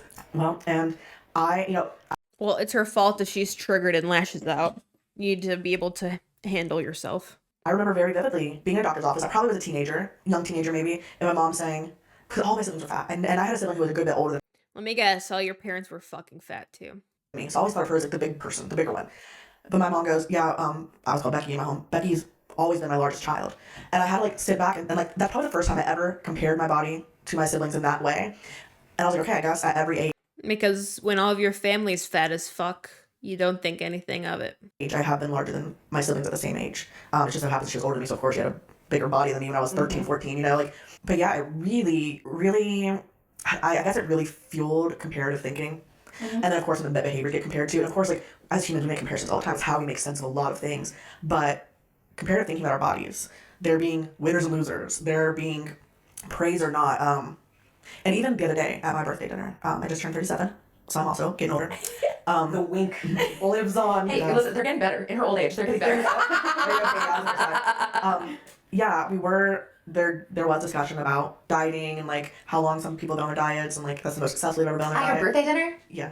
Rebecca said in, I think, the Thanksgiving episode that multiple of her family members have gotten like the gastric sleeve or bypass surgeries. And I think a lot of her family is overweight as well, obviously. And With your family? yeah, Media rage. You didn't tell us this. and It's my birthday. You can only talk about topics that I've written down on this list. Please stay on topic. Thank you. it's so normal. Everything together. Every time. Everybody together. Because it's normal for like every fucking human being, unfortunately. 77% of the US adult population is overweight. A lot of them try to lose weight. Of course, they fail because they don't make proper lifestyle changes, but some of them may actively be trying to lose weight, unlike your fat ass. But what I didn't also tell you guys is towards the end, I felt myself want to get approval because I didn't say anything during dinner at all. And then afterwards, I went She was so triggered. Her whole birthday dinner, she couldn't talk because they mentioned diets and exercise. over to my sister who's also had weight loss surgery. And I was like, you know, I feel like my restriction, I can feel it more than I used to feel it. And afterwards I said, why did I have the thought? Because every day my restriction is different, by the way. There is no progress on restriction. Why did I do that? Why did I do that? Why did I do that? Why did I? She's acting like it's toxic when it's like fucking self-control. Guess what? In life, you need to restrict yourself. When you go to the mall, you can't just buy every single thing you want or you see. Or if you would like to get proper sleep, you have to restrict yourself and put the fucking phone down so you can shut your eyes and get some high quality slumber. I have to restrict myself from having 75 Sprite Zeros a day. I have to restrict myself from having caffeine after 3 p.m. because my husband and I go to sleep really early, so I don't want to be all cracked out, rolling around in bed, not being able to fall asleep. Or I restrict myself to only play Fortnite for a couple hours with my best friend at night. Restriction is a part of life. Sorry, get over it. You can't just be a fucking glutton, max out all your credit cards with DoorDash and fast fashion. It's called growing up. Tell yourself no. Get over it. Sit through that conversation and be quiet the entire time. And then want to contribute or be part of it in some kind of way. And then, Wow, you want to fit in with your community. Mind-boggling. quite frankly, make something up to Fit in. connect, to have some kind of positive, because it's very obvious if you follow me for a while, like I lost weight after the surgery and I gained some weight back. So when all my siblings are around talking about losing weight and my sisters are like at their lowest weight they've ever been, what am I, you know? The fattest bitch in the room. And not that they've ever sat there and said that. And Katie, who's lost Well, according to Aubrey Gordon, everyone's doing a mental list of who's hot and not during family functions, so yours is doing that as well. weight, is very much able to like contextualize it with me and understand fat phobia and how people are saying weird shit, you know, like. But yeah, I absolutely last ditch effort completely abstained from the conversation, and then I was like, yeah, well, I feel that restriction coming back. Maybe you were just around normal human beings that were slightly more mentally stable than these two, and you realized, damn, everyone in my family is being responsible and taking care of their health. They're incorporating healthy habits into their life, like eating more fruits and vegetables and drinking less pop and exercising. Maybe I should do that too. And then it sparked some sort of thought in her mind. But then she thought about how she's supposed to be a fat activist and how all of that's actually toxic and fat phobic.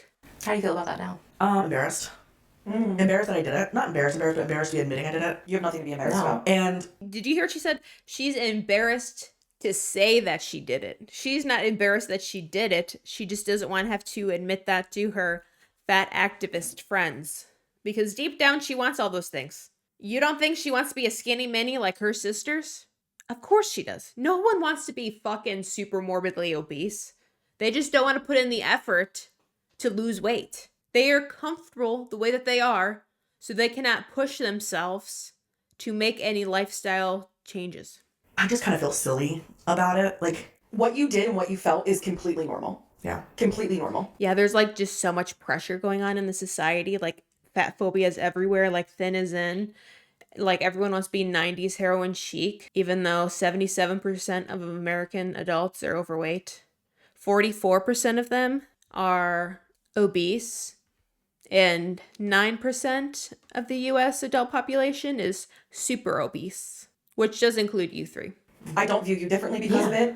I don't think you have anything to feel shame about. I think it's really difficult to be in an environment where you're not being seen, and then there are people you love and they're together to celebrate your birthday and wanting to feel connected to them. Yeah. And I think there's like you couldn't change the subject. You had to just sit there and listen to that. I think we all have different ways of, it's not my favorite word, but coping, right? Of being in a situation that doesn't feel good and figuring out how to make it feel a little bit better for yourself, right? Like I was in a situation the other night where like I was like rushing to get to this location and I was having a hard time finding it, and somebody was on the other end of the phone like trying to tell me how to get there. And they're like, oh, you gotta walk up these 2 flights of stairs. And I was like, there's an elevator like right next to the stairs. It's like, yeah, but the stairs are like, I'm not gonna take the elevator. She was like, I mean, How dare you tell me to walk up 2 flights of stairs? You're so fat phobic. Why didn't you tell me there's an elevator? Are you trying to make me exercise? Are you serious right now? I didn't realize how toxic you are. yeah, because I took the stairs and I was way out of breath and I was like, cool, this body was not built by stairs. And I Well, it could be if you didn't have 200 pounds of visceral fat hanging off your stomach. realized, like in saying that, right, like I'm being self-deprecating, right? I'm being self-deprecating, I'm using humor, right? But I think we all, in some sort of way, we still There is a smidge of truth under comedy or joke. You're right, you're not built for stairs because you don't exercise regularly. do it, right? We still find a way to cope in situations where people are not comfortable, or we're not comfortable, or other people aren't comfortable. So it's like we almost feel like we have to make some sort of comment so that we can fit in, so that we can either fit in or so that we can make it like, No, you're trying to comfort yourself because you are wheezing because you walked up 20 stairs. You should not be fighting for your fucking life because you walked up 2 flight of stairs. Unless you are just starting your weight loss journey or you have like fucking asthma and it's negative 10 degrees outside. but like, no, I'm not going to take your recommendation on taking the stairs. I'm going to hop on this elevator really quick so that I can come meet you at the top of the stairs without being out of breath. Like, sorry. I'm not sorry. But, but I'm going to make that comment so that I feel a little better about it, Is that I'll acknowledge it before you'll acknowledge it, and I'll set the tone for it before you can set the tone for it. Exactly. I mean, I Let me make fun of myself first before anyone else can do it. 2 nights ago, we had this event at work, and somebody asked me, do you like pastries? And I was like, do I like pastries? I just like looked at my body and I was like, hello, but it's like, Duh, she went to Starbucks this morning for her freaking frappuccino and a chocolate croissant. I realize I do that a lot too. Like I make comments similarly, but in a different vein, I guess, but I use humor, but And so does Aubrey in the movie. yeah. Is it humor if it's not funny? Yeah. Yeah. And I think that we all do that in a way that's like we still have been taught, and we're still breaking that conditioning of like, we've got to fit in. So in order to do that, we're either commiserating with you about your diet or making sure that you know that we know that, something's off here. Yeah. Well, We know that you know that I know that you know that you know that I know that I'm fat. it's like the humor maybe like one step away from saying sorry. Like we stopped apologizing for everything, but now we have to at least say it humorously to acknowledge that it might be out the norm or whatever that thing might be. Yeah. Wait, did you notice Is she about to cry? I'm fat? No? Crazy. I don't know why you're looking at me like that. I gotta have at least one moment of each episode where you're like, call it out, Amber. Therapist on speed dial. I do actually have my therapist on speed dial and did need to speed dial them after I found the reaction hate video online. Bitch. Don't be Googling yourself if you can't handle it. Imagine you're like in a fucking session with like some guy whose wife just died. He's having like a mental health crisis, sobbing. And then you get a call from Melissa, hysterically crying because she watched a commentary video about herself. I did. I started with Amber. She couldn't meet. I then went to Taryn. She couldn't meet. And then I went to Chelsea and I got Chelsea to meet. Did she have 3 therapists? Or did she call the fucking crisis hotline? Someone was mean to me on the internet. Help me. Or I'm gonna go through the Burger King drive-thru and end it all. Get 6,000 calories, go into a food coma. diabetic shot because I have type 35 diabetes and refuse to do anything about my health. Help me. With me. Chelsea has to feel to be third on the list. Hey. Chelsea is not third on the list. I started with trauma therapy because I was in a trauma response. Okay. Bruh. Just be nice. I'm finding it. It take you that long to find it? It does.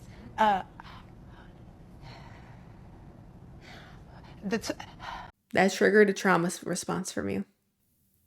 All right, we're all at different stages of recovery. Oh my God. I'll hold space for you, even though I think you have the mental age of a 12-year-old. She couldn't answer. So then my body image and restriction was really bad. So I said, okay. Then I Let me call my fat activist coach. went to Taryn because I gotta fucking eat. And then Taryn couldn't So that's her dietitian, maybe? Wait, did she just say she has to eat? Let me go back. I need to stop talking. Let Alyssa speak. Sorry, I'll stop interrupting. with trauma therapy because I was in a trauma response. Okay. She couldn't answer. So then my body image and restriction was really bad. So I said, okay. Then I went to Taryn because I gotta fucking eat. And then Taryn could meet, but later that day, and I said, I'm too emotionally dysregulated to wait till tonight. And that's why I ended with Chelsea. Okay. So who are any of those? Is Taryn the dietitian? So she said, my body image and restriction is so bad, I need to eat. So is she about to start a BINGE cycle? Or does she have 3 therapists? Also, like, her restriction is so bad, so is she restricting prior to watching that video? Because you don't just, like, restrict for, like 30 minutes. How long was that video? I restrict myself during meals. I don't fucking, like, eat snacks all day. I don't know why I'm trying to be logical, because none of them think logically. Thank you, Chelsea, for being available. There we go. That's what I like it. It does take. Or is Chelsea a friend? Maybe Chelsea's a friend. So maybe therapist, dietitian, Chelsea friend. Maybe Rebecca would be 4th in line? No, I feel like it'd be Allie 4th in line, Rebecca 5th in line. It does take a village. One of the things It takes a village to heal Allie. I mean, like, I get it. Like, it's you need support when you're in recovery of any sorts. For mental illness, addiction, food problems, eating, etc. She's not getting the true actual support that she needs. She just has enablers on speed dial. the movie also did. Again, like from this, I think from that being able to watch from the outside perspective and see someone else's body on screen. You know, so I do look at my own body a lot. I edit the podcast apps. I body check. I put up pictures of myself, so I see my own body a lot. Seeing another fat person's body is interesting because what it kind of brought up is these moments of like what like biases do you hold or what internalized fat phobia do you hold that you could feel yourself getting triggered by, you know? I was triggered by Aubrey Gordon's apron belly hanging out of her fucking clothes.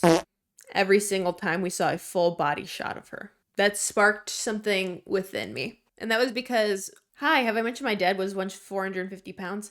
His apron belly would also hang out of his clothes. And that made me very upset. And again, that's another question I asked y'all once the movie wrapped because I knew exactly what triggered mine. Oh, And I knew exactly what you were going I was gonna say, Allie responded to you being like, well, you're gonna say, and it nailed it on the head. Yeah. So the thing that they did, and it was more towards the middle to end of the movie, is sometimes they would show Aubrey like walking around and such, and there were times where her shirt rode up and her belly was exposed. It wasn't riding up. It wasn't riding up. This would be riding up. This is the shirt riding up. You know, I lifted up my arms. My shirt rose up. This is what Aubrey Gordon looked like. It was like this. Even if Aubrey Gordon's shirt would be pulled all the way down, her stomach would still be hanging out like this. Mine can't even hang out like hers. It'd be like this. But like imagine it longer, like this. It wasn't her shirt riding up. It was her belly hanging out because it doesn't fit in her fucking clothes. Because she doesn't know how big she is. So let me tuck my apron belly back into my pants where it belongs. Because I actually know what I weigh and what I look like, so I can dress myself properly. So you'd see like her actual skin, okay? And Her skin? That wasn't just skin, baby. this is the headless fatty footage that's often on the news of like a fat person with their belly out. And it's so funny because remember like a year ago I had some like, I was like, belly out, bitch. Like that was actually a phrase. Is it bananas? Yeah, belly out, bananas. We are used to seeing a man's dad bod belly out. Like that's okay. But seeing a belly No, it's not. I don't want to see anyone's apron belly pooling outside of their shirt. Tuck that bitch in. But Aubrey Gordon can't even tuck hers in because her jeggings are so small, her ass crack is peeking out the back, and there is no room in the front to tuck it. come out of a shirt specifically. It's not being a bikini with belly out. It is it peeking out of a shirt. And not a crop top. Like, Right. actually like a shirt that's supposed to be full length. I think it's an Exactly. It's supposed to be full length, but you're so humongous that your belly doesn't fit in your shirt. And you're either so delusional and you don't understand how big you are that you no longer fit in your motherfucking clothes, or you don't care, or you're doing it on purpose. And I think Aubrey Gordon doesn't know how big she is. How do you like not feel that? The same thing with like when someone's ass crack is hanging out. Like I understand if your underwear is hanging out and you don't notice that because it's like it's cloth, it's not attached to you. I don't think I've ever had my ass crack hang out, but if I did, I feel like I would be able to feel that. Like I would notice if my ass crack was hanging out. The same way, like if your cleavage is hanging out, like like can't you just feel the air around you? The same way, like I know if there's a hole in my sock and my toe is popping out. Or like when you wear ripped jeans and like your knee's exposed but the rest of your leg isn't. Like you can feel the difference. But I guess maybe if you're so disconnected from your own body, like you wouldn't even notice. And the fact it's not intentional Correct. is the part that I struggle with. And struggle with it, not just seeing fat people with about their belly hanging out, because it is specifically the hang, right? And it's specifically knowing that the shirt needed to be longer or isn't fitting. It's in your mind. It needs to be longer. In your mind. She has the right to do whatever she wants. No one in their right mind wants their fucking belly hanging out like that. It looks unkempt, I'm sorry. Put all your stuff where it belongs. The same way you wouldn't want your fucking pinky toe hanging out of your high heel, or your toe poking out of your sock, or your freaking boob falling out of your shirt.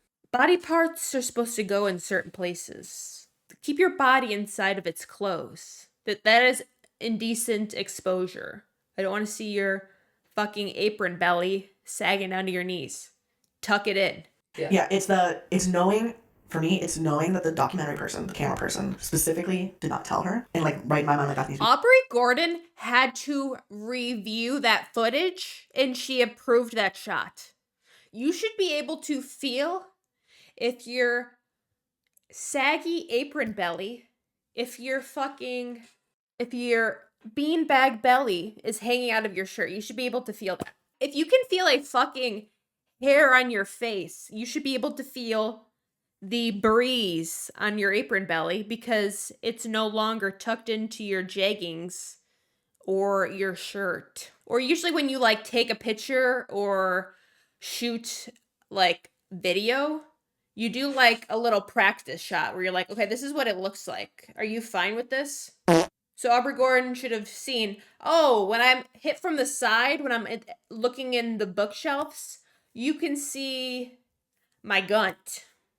Maybe I should tuck that in. No. She's like, okay, period. This looks cute.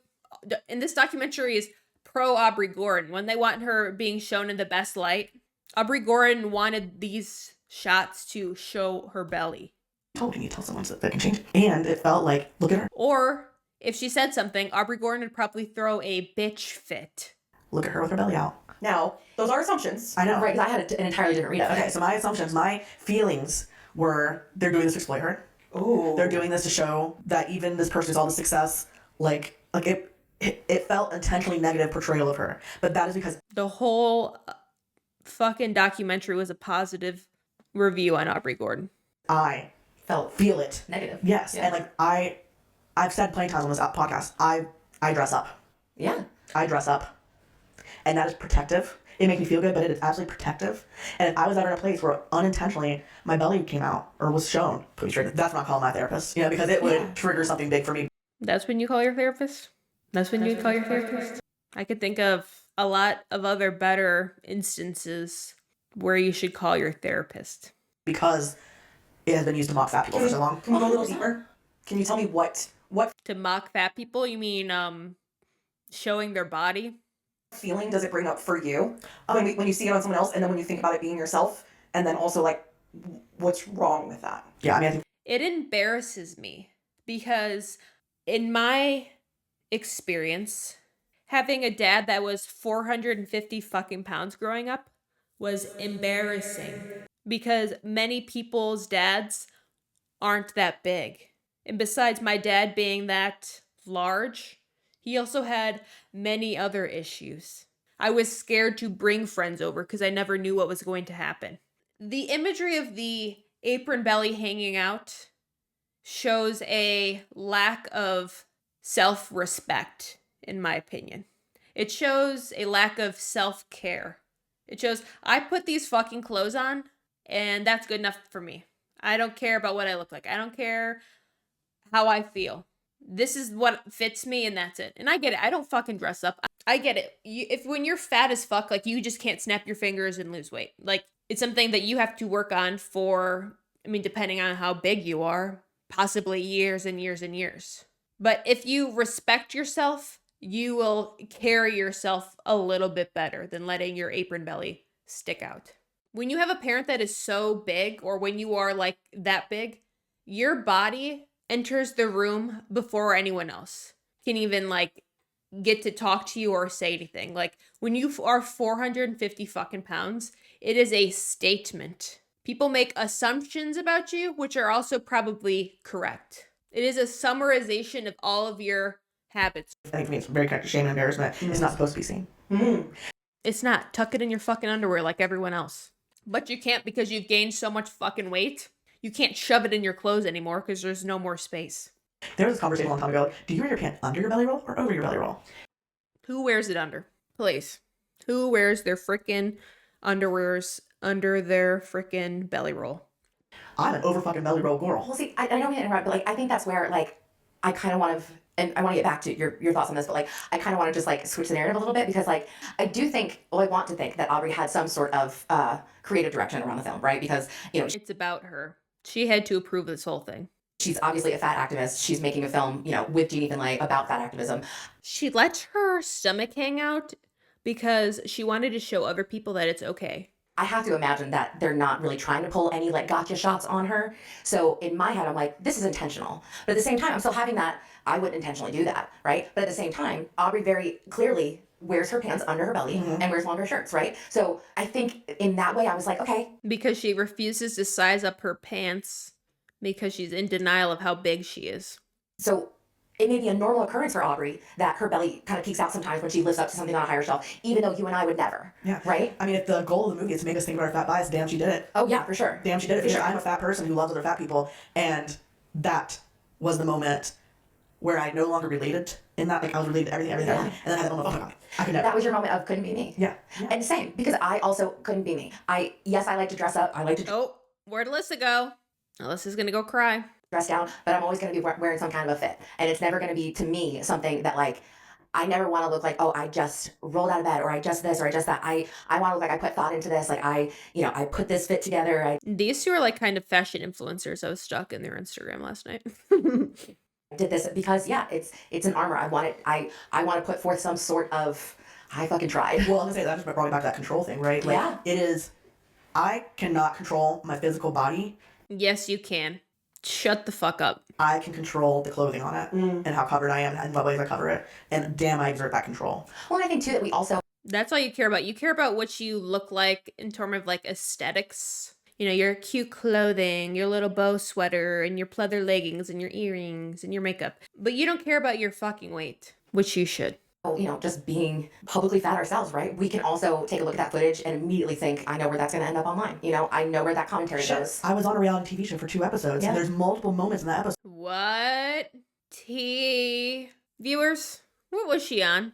Let me know. So they zoomed in on our bodies in certain ways. Mhm. So yeah, my first thought is, I want to go to war for her. Yeah. And yeah, again, if the point of the film is to really push at what we think about fatness, that is absolutely a way to Yeah. reveal those deep truths of what makes us uncomfortable. Because I'm not uncomfortable with her body. No. And I'm not uncomfortable with her fatness. I am She is fidgeting so much. Oh, so what's going on, girlfriend? uncomfortable. With your fatness being shown that way. Yeah, I'm uncomfortable with the idea of exploitation of a vulnerable moment with our bodies. Mhm. And it might not have been vulnerable for her, but it would have been vulnerable for me. Yeah. And that's why it made me super uncomfortable. Yeah. I mean, same. I was vulnerable when I showed you guys my belly. So make sure you like this video. Same. Our brains do weird things. And I preface to say that because through our conversations about our own biases towards our own bodies or other fat bodies, I related to everything that you guys said in the movie, but I found something coming up a lot in therapy over the last 2 weeks. Mm-hmm. And it's the theme of laziness. Also, I just thought about this. Not only was it like embarrassing that my dad was 450 pounds, because obviously he was so different from most people's parents, but I feel like obviously visually he is different from most dads, but also like mentally as well. He was physically there, but he was not like ever emotionally or like psychologically there. I mean, I guess he was emotionally and psychologically there, but in a negative, in a negative way. And I had like a full breakdown, and I'm like, I'm not doing enough. I need to be doing more. I'm spending too much time resting, or my body needs to be more active. I need to do more around the house, more. And You guys have rested enough for your entire lives. Get up and go walk around the fucking block. yeah, I still am really working through it. So you might hear that in some of the contradicting thoughts that come. But it really took my team being like, I would never use that word to describe you. You're motivated. You work on things, right? Like we actually had to look up the definition of lazy. And it truly is from the way people have viewed fat bodies and have viewed my body and have put that onto me. And now I think when I am resting, I'm actually not allowing myself to rest because the internal dialogue. I was literally gonna say that. I was literally gonna say, I'm like, Alyssa, when you're quote unquote, and I'm for our listeners, I'm full on air bunnying over here. When you're quote unquote resting, what's happening in your brain? Because I know when I say I'm resting, that I'm doing everything I fucking can to turn off the brain tornado, and that's why there's audiobooks going, and there's my new game obsession right now is this screw game where I have to take screws the out. colorful screws. God, I see all these commercials. Right, but that's the thing. Like when you're resting, I know. Pablo always yells at me because I never stop working. And granted, like what I do is not hard. Like I fucking have a jewelry business and I do YouTube, but it's still like I am doing something 24/7. If I'm not working, then I'm doing chores. The only time I like really relax and don't do anything is like when I play Fortnite, and that's it. But that's something I need to work on. I'm not saying that as like a flex, because I only feel like I'm useful or like worthy if I'm doing something productive. You're not No, and you know, off camera we talked about like the mental labor that goes into being like I have to eat and you know, like Oh god damn it. I gotta fucking eat. Again. What is it, frickin' dinner time already? I gotta eat again and okay, it's dinner time. Like The way I predict the things that come out of these fucking ladies' mouths is literally hilarious. Because I'm psychic. it's so exhausting. I feel the physical and mental fatigue from, and truly it takes away capacity. So She's acting like she has no food noise. Girl, look at how big you are. Are you the photosynthesis master or something? Like, how'd you get this big if you forget to eat? I've been stuck on this word lazy, and I'm stuck there, and I have I'm tattooing it across my forehead. That's all I call myself, and it's truly what I've come to now believe about myself is I am lazy because I am fat. I really want you to read. Oh, I know. Yeah. But I would never look at you and say that. I'd never look at you and say that. That's what I'm saying. I know that this is contradicting thoughts. It is not true. It is not a true thought. And I believe it to be true for me. I really want you to read. I upset Rebecca. No, you didn't upset me. The second I said that, her face went, bitch, what'd you just fucking say? No, it wasn't like towards fat people. No. It wasn't that you thought that towards fat people. Okay. It was upset that you thought that about yourself. Yeah. That's what, like, I really want you to Again, read I this book. struggle. I struggle with you because when you talk, You're such a hard one. when you talk, you do not talk super critically about other people. Yeah. And so sometimes when you then reveal how critical you are towards yourself, it catches me off guard. Yeah. Yeah, because she's so kind, That's and she's so okay. nice, and she's so sweet, and all those things, and she's a fucking bitch to herself. Same. Ferguson, she's I would have done the so's. She's alright, you know? That's fair. But that's the thing, you have That's so much compassion for other people, and you have fucking zero for yourself. Yeah. Yeah. Well, then you get really bogged down by the Me too. See, I relate to these ladies. not perfectionist thing, which we know, but We'll break that at some point, but Honestly, please. But I feel like every time I start doing just fucking, maybe just like a right hook, you know? we're not always with you, though, so, like, I would love to slap you and be like, just I know you would. just fucking post it, Alyssa. I know, gosh. I know, you guys tell me the same thing 100 times. No, it's just, I mean, Just 50. no, but that's the thing. Perfectionism is another level of, it's a mask. Yeah. It's a mask. If I'm perfect at this, no one can Being a perfectionist is also like a form of control. then say, you're not gonna look at me and say I'm lazy. You're not gonna look at me and say I'm this. 100%. Yeah. oh no, see, I was about to tell you the hard truth too. Please. So maybe if she's such like a perfectionist people pleaser, like the fact that she had such a mental breakdown about when someone did a commentary video on her was because how other people perceive her and how she perceives herself are so fucking different. Like how me and you view Alyssa is probably literally opposite of how she views herself. I think You almost, I love you, butted her. when it comes to the social media stuff, I think you feel like an imposter. And then like, my social media has to be perfect and it has to be like these people with millions of subscribers. Bitch, have you seen mine? But I feel like she feels And Alyssa has the least amount of Instagram followers too. I think Rebecca has the most, and then her, and then Alyssa. And I mean, I guess that like doesn't matter, but it's because these two post so much more than she does. And nowadays on social media, it's about quantity over quality. I mean, like it still matters. Your videos have to look good and sound good and be interesting, but you don't need to make like a fucking movie for every single YouTube video or Instagram reel that you post to get a following. Algorithms want more content to be posted than rather just good content. That's why I am able to post every day, because I post horrible, stupid reaction content. But you guys love it, so I'll keep posting it, and I love making it. I feel like you do better than us to catch up almost. I don't know better, but more. I really try not to compare because I do want my content online and voice to be, I think, around like my eating disorder and how that has now led me to living a fat life. How'd you get fat then? I thought you don't eat. And I really do want to talk about the him and her commercial. Oh shit, we never got into it. Yeah, That's okay. Well, Honestly, fucking another. I think this was around the time of the Super Bowl, and they did like a GLP-1 medication commercial, if I remember correctly. I don't watch football, but I heard everyone bitch and moan about it, of course. Other time we do need to talk about the Hims and Hers Super Bowl commercial because what the fuck was that shit, everyone? Okay, put a pin in it. We'll come back to it. But what? Rage. Full on rage. Yeah. we do need to end.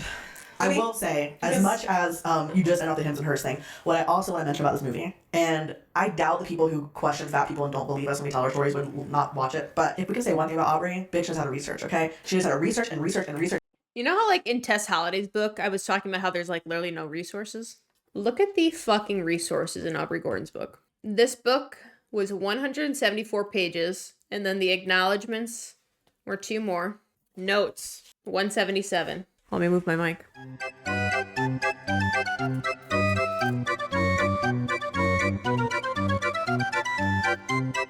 $205. Almost 20 pages of just citing sources. She was bombarding the readers with stats and studies and information just so you believed her. This probably has more sources than the textbooks I had in college when I studied psychology. Like Aubrey Gordon would be like, she would state something and then she'd be like, and this, and this, and this study said this, and this research said this, and this. It's like, okay, can you like pause and explain what you're even fucking talking about? And research, and she will bring you data and facts, and you will not like it, and you will then want to keep denying real things like weight bias and medical care. And like I just feel like she knows people are gonna push back against her. She knows people won't accept it, and she brings research after research after research. I've got those facts and figures, Barry. If you're just And she fails to talk about her own personal bias when stating these research because she skews the information. There's this book I want to read. I have it in my cart on Amazon. It says How to Lie with Statistics. And when I found that book, I was like, this would probably like disprove everything that Aubrey Gordon says wrong. unwilling, then you need to realize you're just unwilling to believe anyone that's fat. Yes, a Or even 1,000%. anything that is pushing at the anti-fat message. Because I know the first response to someone saying the his and hers, it would be, you still want to hear the truth. Okay? Oh, 100%. And that's the thing is like, and I think she even made me uncomfortable in listening to her book because there were plenty of times during. Okay, glitter and bagels. Look at, she just like grabbed a bagel and started eating it in the middle of this podcast. Like she just had to start like coping with her strong feelings. Why are you making me do this? Screenshot. I love that so much. You've never done that before, and I love it. There were plenty of times during her book. Oh yeah, in one of the episodes they said Rebecca like pre-games with snacks before she films. Where like I'm like, well, no, like we don't have it that bad. I'm even trying to like gaslight myself into like, no, like we're not oppressed. We're not like, I even think about that. Allie having a little logic. We'd love to see it. I'm gonna screenshot this as well. Fucking girl, that one fucking girl who is still, she keeps making stupid fucking commentary, like reaction videos to our episodes, and her whole tagline is like, a fat is not a protected class, you're not oppressed. Okay, try being a fat person, bitch. Number one, but number two. I am, and I was almost 90 pounds heavier at one point. I wonder who she's talking about. I'll have to search on YouTube. Let me know if you guys have seen other creators react to them besides graphically Alex. Because they keep using she, so Obviously, they're talking about like a female content creator. I don't have to prove it because Aubrey has the research. Like, Aubrey has the fucking research. And I'm sitting here like, oh no, that's, I mean. Well, you're right, it's we're not not a private class. Oh yeah, no, we're certainly fucking not, right? Except for New York. But no, we are. And like, it even feels yucky to say, right? It feels icky to say. Look at Alyssa. Boo hoo hoo. And it feels like we're not as oppressed as other groups for sure, No. but like, yeah, there's research out there that. This whole motherfucking country is so fat. You're just like every other person. At the same time, if you were talking to me about anything else, like about, your trauma, I'm like, don't minimize your trauma, like, right? Like, we can't minimize what's been done to us. We can't. What has been done to you? You can't fit in a fucking movie theater seat because you're so humongous? You broke the scale at the doctor's office because you fucking face fuck yourself with fucking food every fucking day? Fuck. Minimize the actual trauma that my bones know. Like, we cannot minimize the actual trauma of growing up in a society obsessed with thinness. This might be a hot take. Yeah. Society's not obsessed with thinness. You are. You have a mental illness. You have an ED. You are mentally ill. The way that you think is not the same way as everyone else in the whole entire fucking world, and I hate to break it to you. Not everyone thinks exactly like you. So it might need a little. 𝓁 Might be a little too hot. Okay. I think a huge problem is we're not getting to know our neighbors anymore. And I truly think that one of the things we've talked about on the podcast before is get to know people who look different than you. Get to know people with different lived experiences. That was my first thought to the neighbor. You might need out of your neighborhood to meet those people. I would say, 𝒻𝑜𝓁𝓁𝓁𝑔 won't fucking like this. She fucking hated when I was like, do you follow people who are bigger than you? I don't mean that you have to follow every single fat person. I mean, if your entire life has been spent. 𝒻𝑜𝓁. Oh, I know who they're talking about. Hold on. She's kind of like a smaller creator too. She doesn't really like post that much. Hold on. Here she is. I really like her videos. I used to watch her on my other account before. Oh, here's this one. Fat activists shocked they don't look like the model advertising the clothing. Re-upload. Fat acceptance demand that you must follow them. That's probably the exact video that she's talking about right now. Has she only done 2 videos on them then? I'm only seeing these 2 videos about the fat fatties. You have to say, 𝒻𝑜𝓁𝓁 won't fucking like this. She fucking hated when I was like, do you follow people who are bigger than you? I don't mean that you have to follow every single fat person. I mean, if your entire. Yeah, I follow people that are bigger than me. I like their fashion, so I follow them. I also follow people that are smaller than me. Your life has been spent in a body like this. Maybe just listen to somebody who lives in a body like this, If your entire life. 𝒻𝑜𝓁 has lost a significant amount of weight too. I hate when people act like anti-fat acceptance creators are just like born thin. They've never struggled with weight or eating. They're just perfect. When almost every single fucking person I know that makes this content has had all of the same issues of the creators that make fat acceptance content. We are you guys. And we are proof that you can fucking get better, but you choose not to. Has been living in a body, like this. Maybe listen to somebody who's living, looking 6'5" feet tall. What the fuck ever? Like, just expand your goddamn horizons and know that your lived experience is not identical to the person's right fucking next to you. So yeah. And 𝒻𝑜𝓁's not from America too, so I feel like her experience is probably even more harsh. I forget where she's from. I think she lives in like Malaysia or something. Maybe your fucking neighbor has something a little bit more to say and a little bit more fucking knowledge about their own lived experience than your fucking Google School of Medicine degree. Get fucked, 𝒻𝑜𝓁. It's been Oh my god, they hate her. I like 𝒻𝑜𝓁. You guys should follow her. I wouldn't say like 𝒻𝑜𝓁's as mean as me, but she's not as like super sweet and like walks on eggshells. when she stopped herself 2 other times, and then I was like, she's cooking now, baby! Please leave that in there. Every once in a while, as an audience member, I just want you to remember that there's a moment where we're talking to you and then we start talking to someone else. Sorry. And that was... Same here. If you have lost weight and you're maintaining your weight loss, then I'm not talking to you when I say that you're a fat fuck. Specifically to Jermaine, you used her name, so I think there were signals in that one. I did. It's not to you, our lovely viewers and listeners. I love you so much. I really do. And I thought we got Dr. Jermaine I'm so sometimes. grateful to be here, and I want to fucking tell you, Jermaine. Who the fuck is Jermaine? Alan, don't fucking. I'm not gonna look. Alan and David and a fucking shitty ass skinny blonde bitch that made my friend cry. Fuck all. Skitty ass shitty blonde bitch. I think David's the one. He has a mustache like this. I've never watched his videos. Skinny ass blonde bitch. Who would be the skinny blonde bitch? Would that be 𝒾𝓃𝓃 transformations? Of you. She did make me Fuck all of cry. you. I can't fucking stand you people. I can't. Okay? Broaden your goddamn horizons. I'm gonna look. Hold on. Here's this one from 5 months ago. Lisa King, investigating the disappearance of the 4th Fab Fatty. But I'm not really seeing that many reactions to them. Another Lisa King. Lisa King, are you a skinny blonde bitch?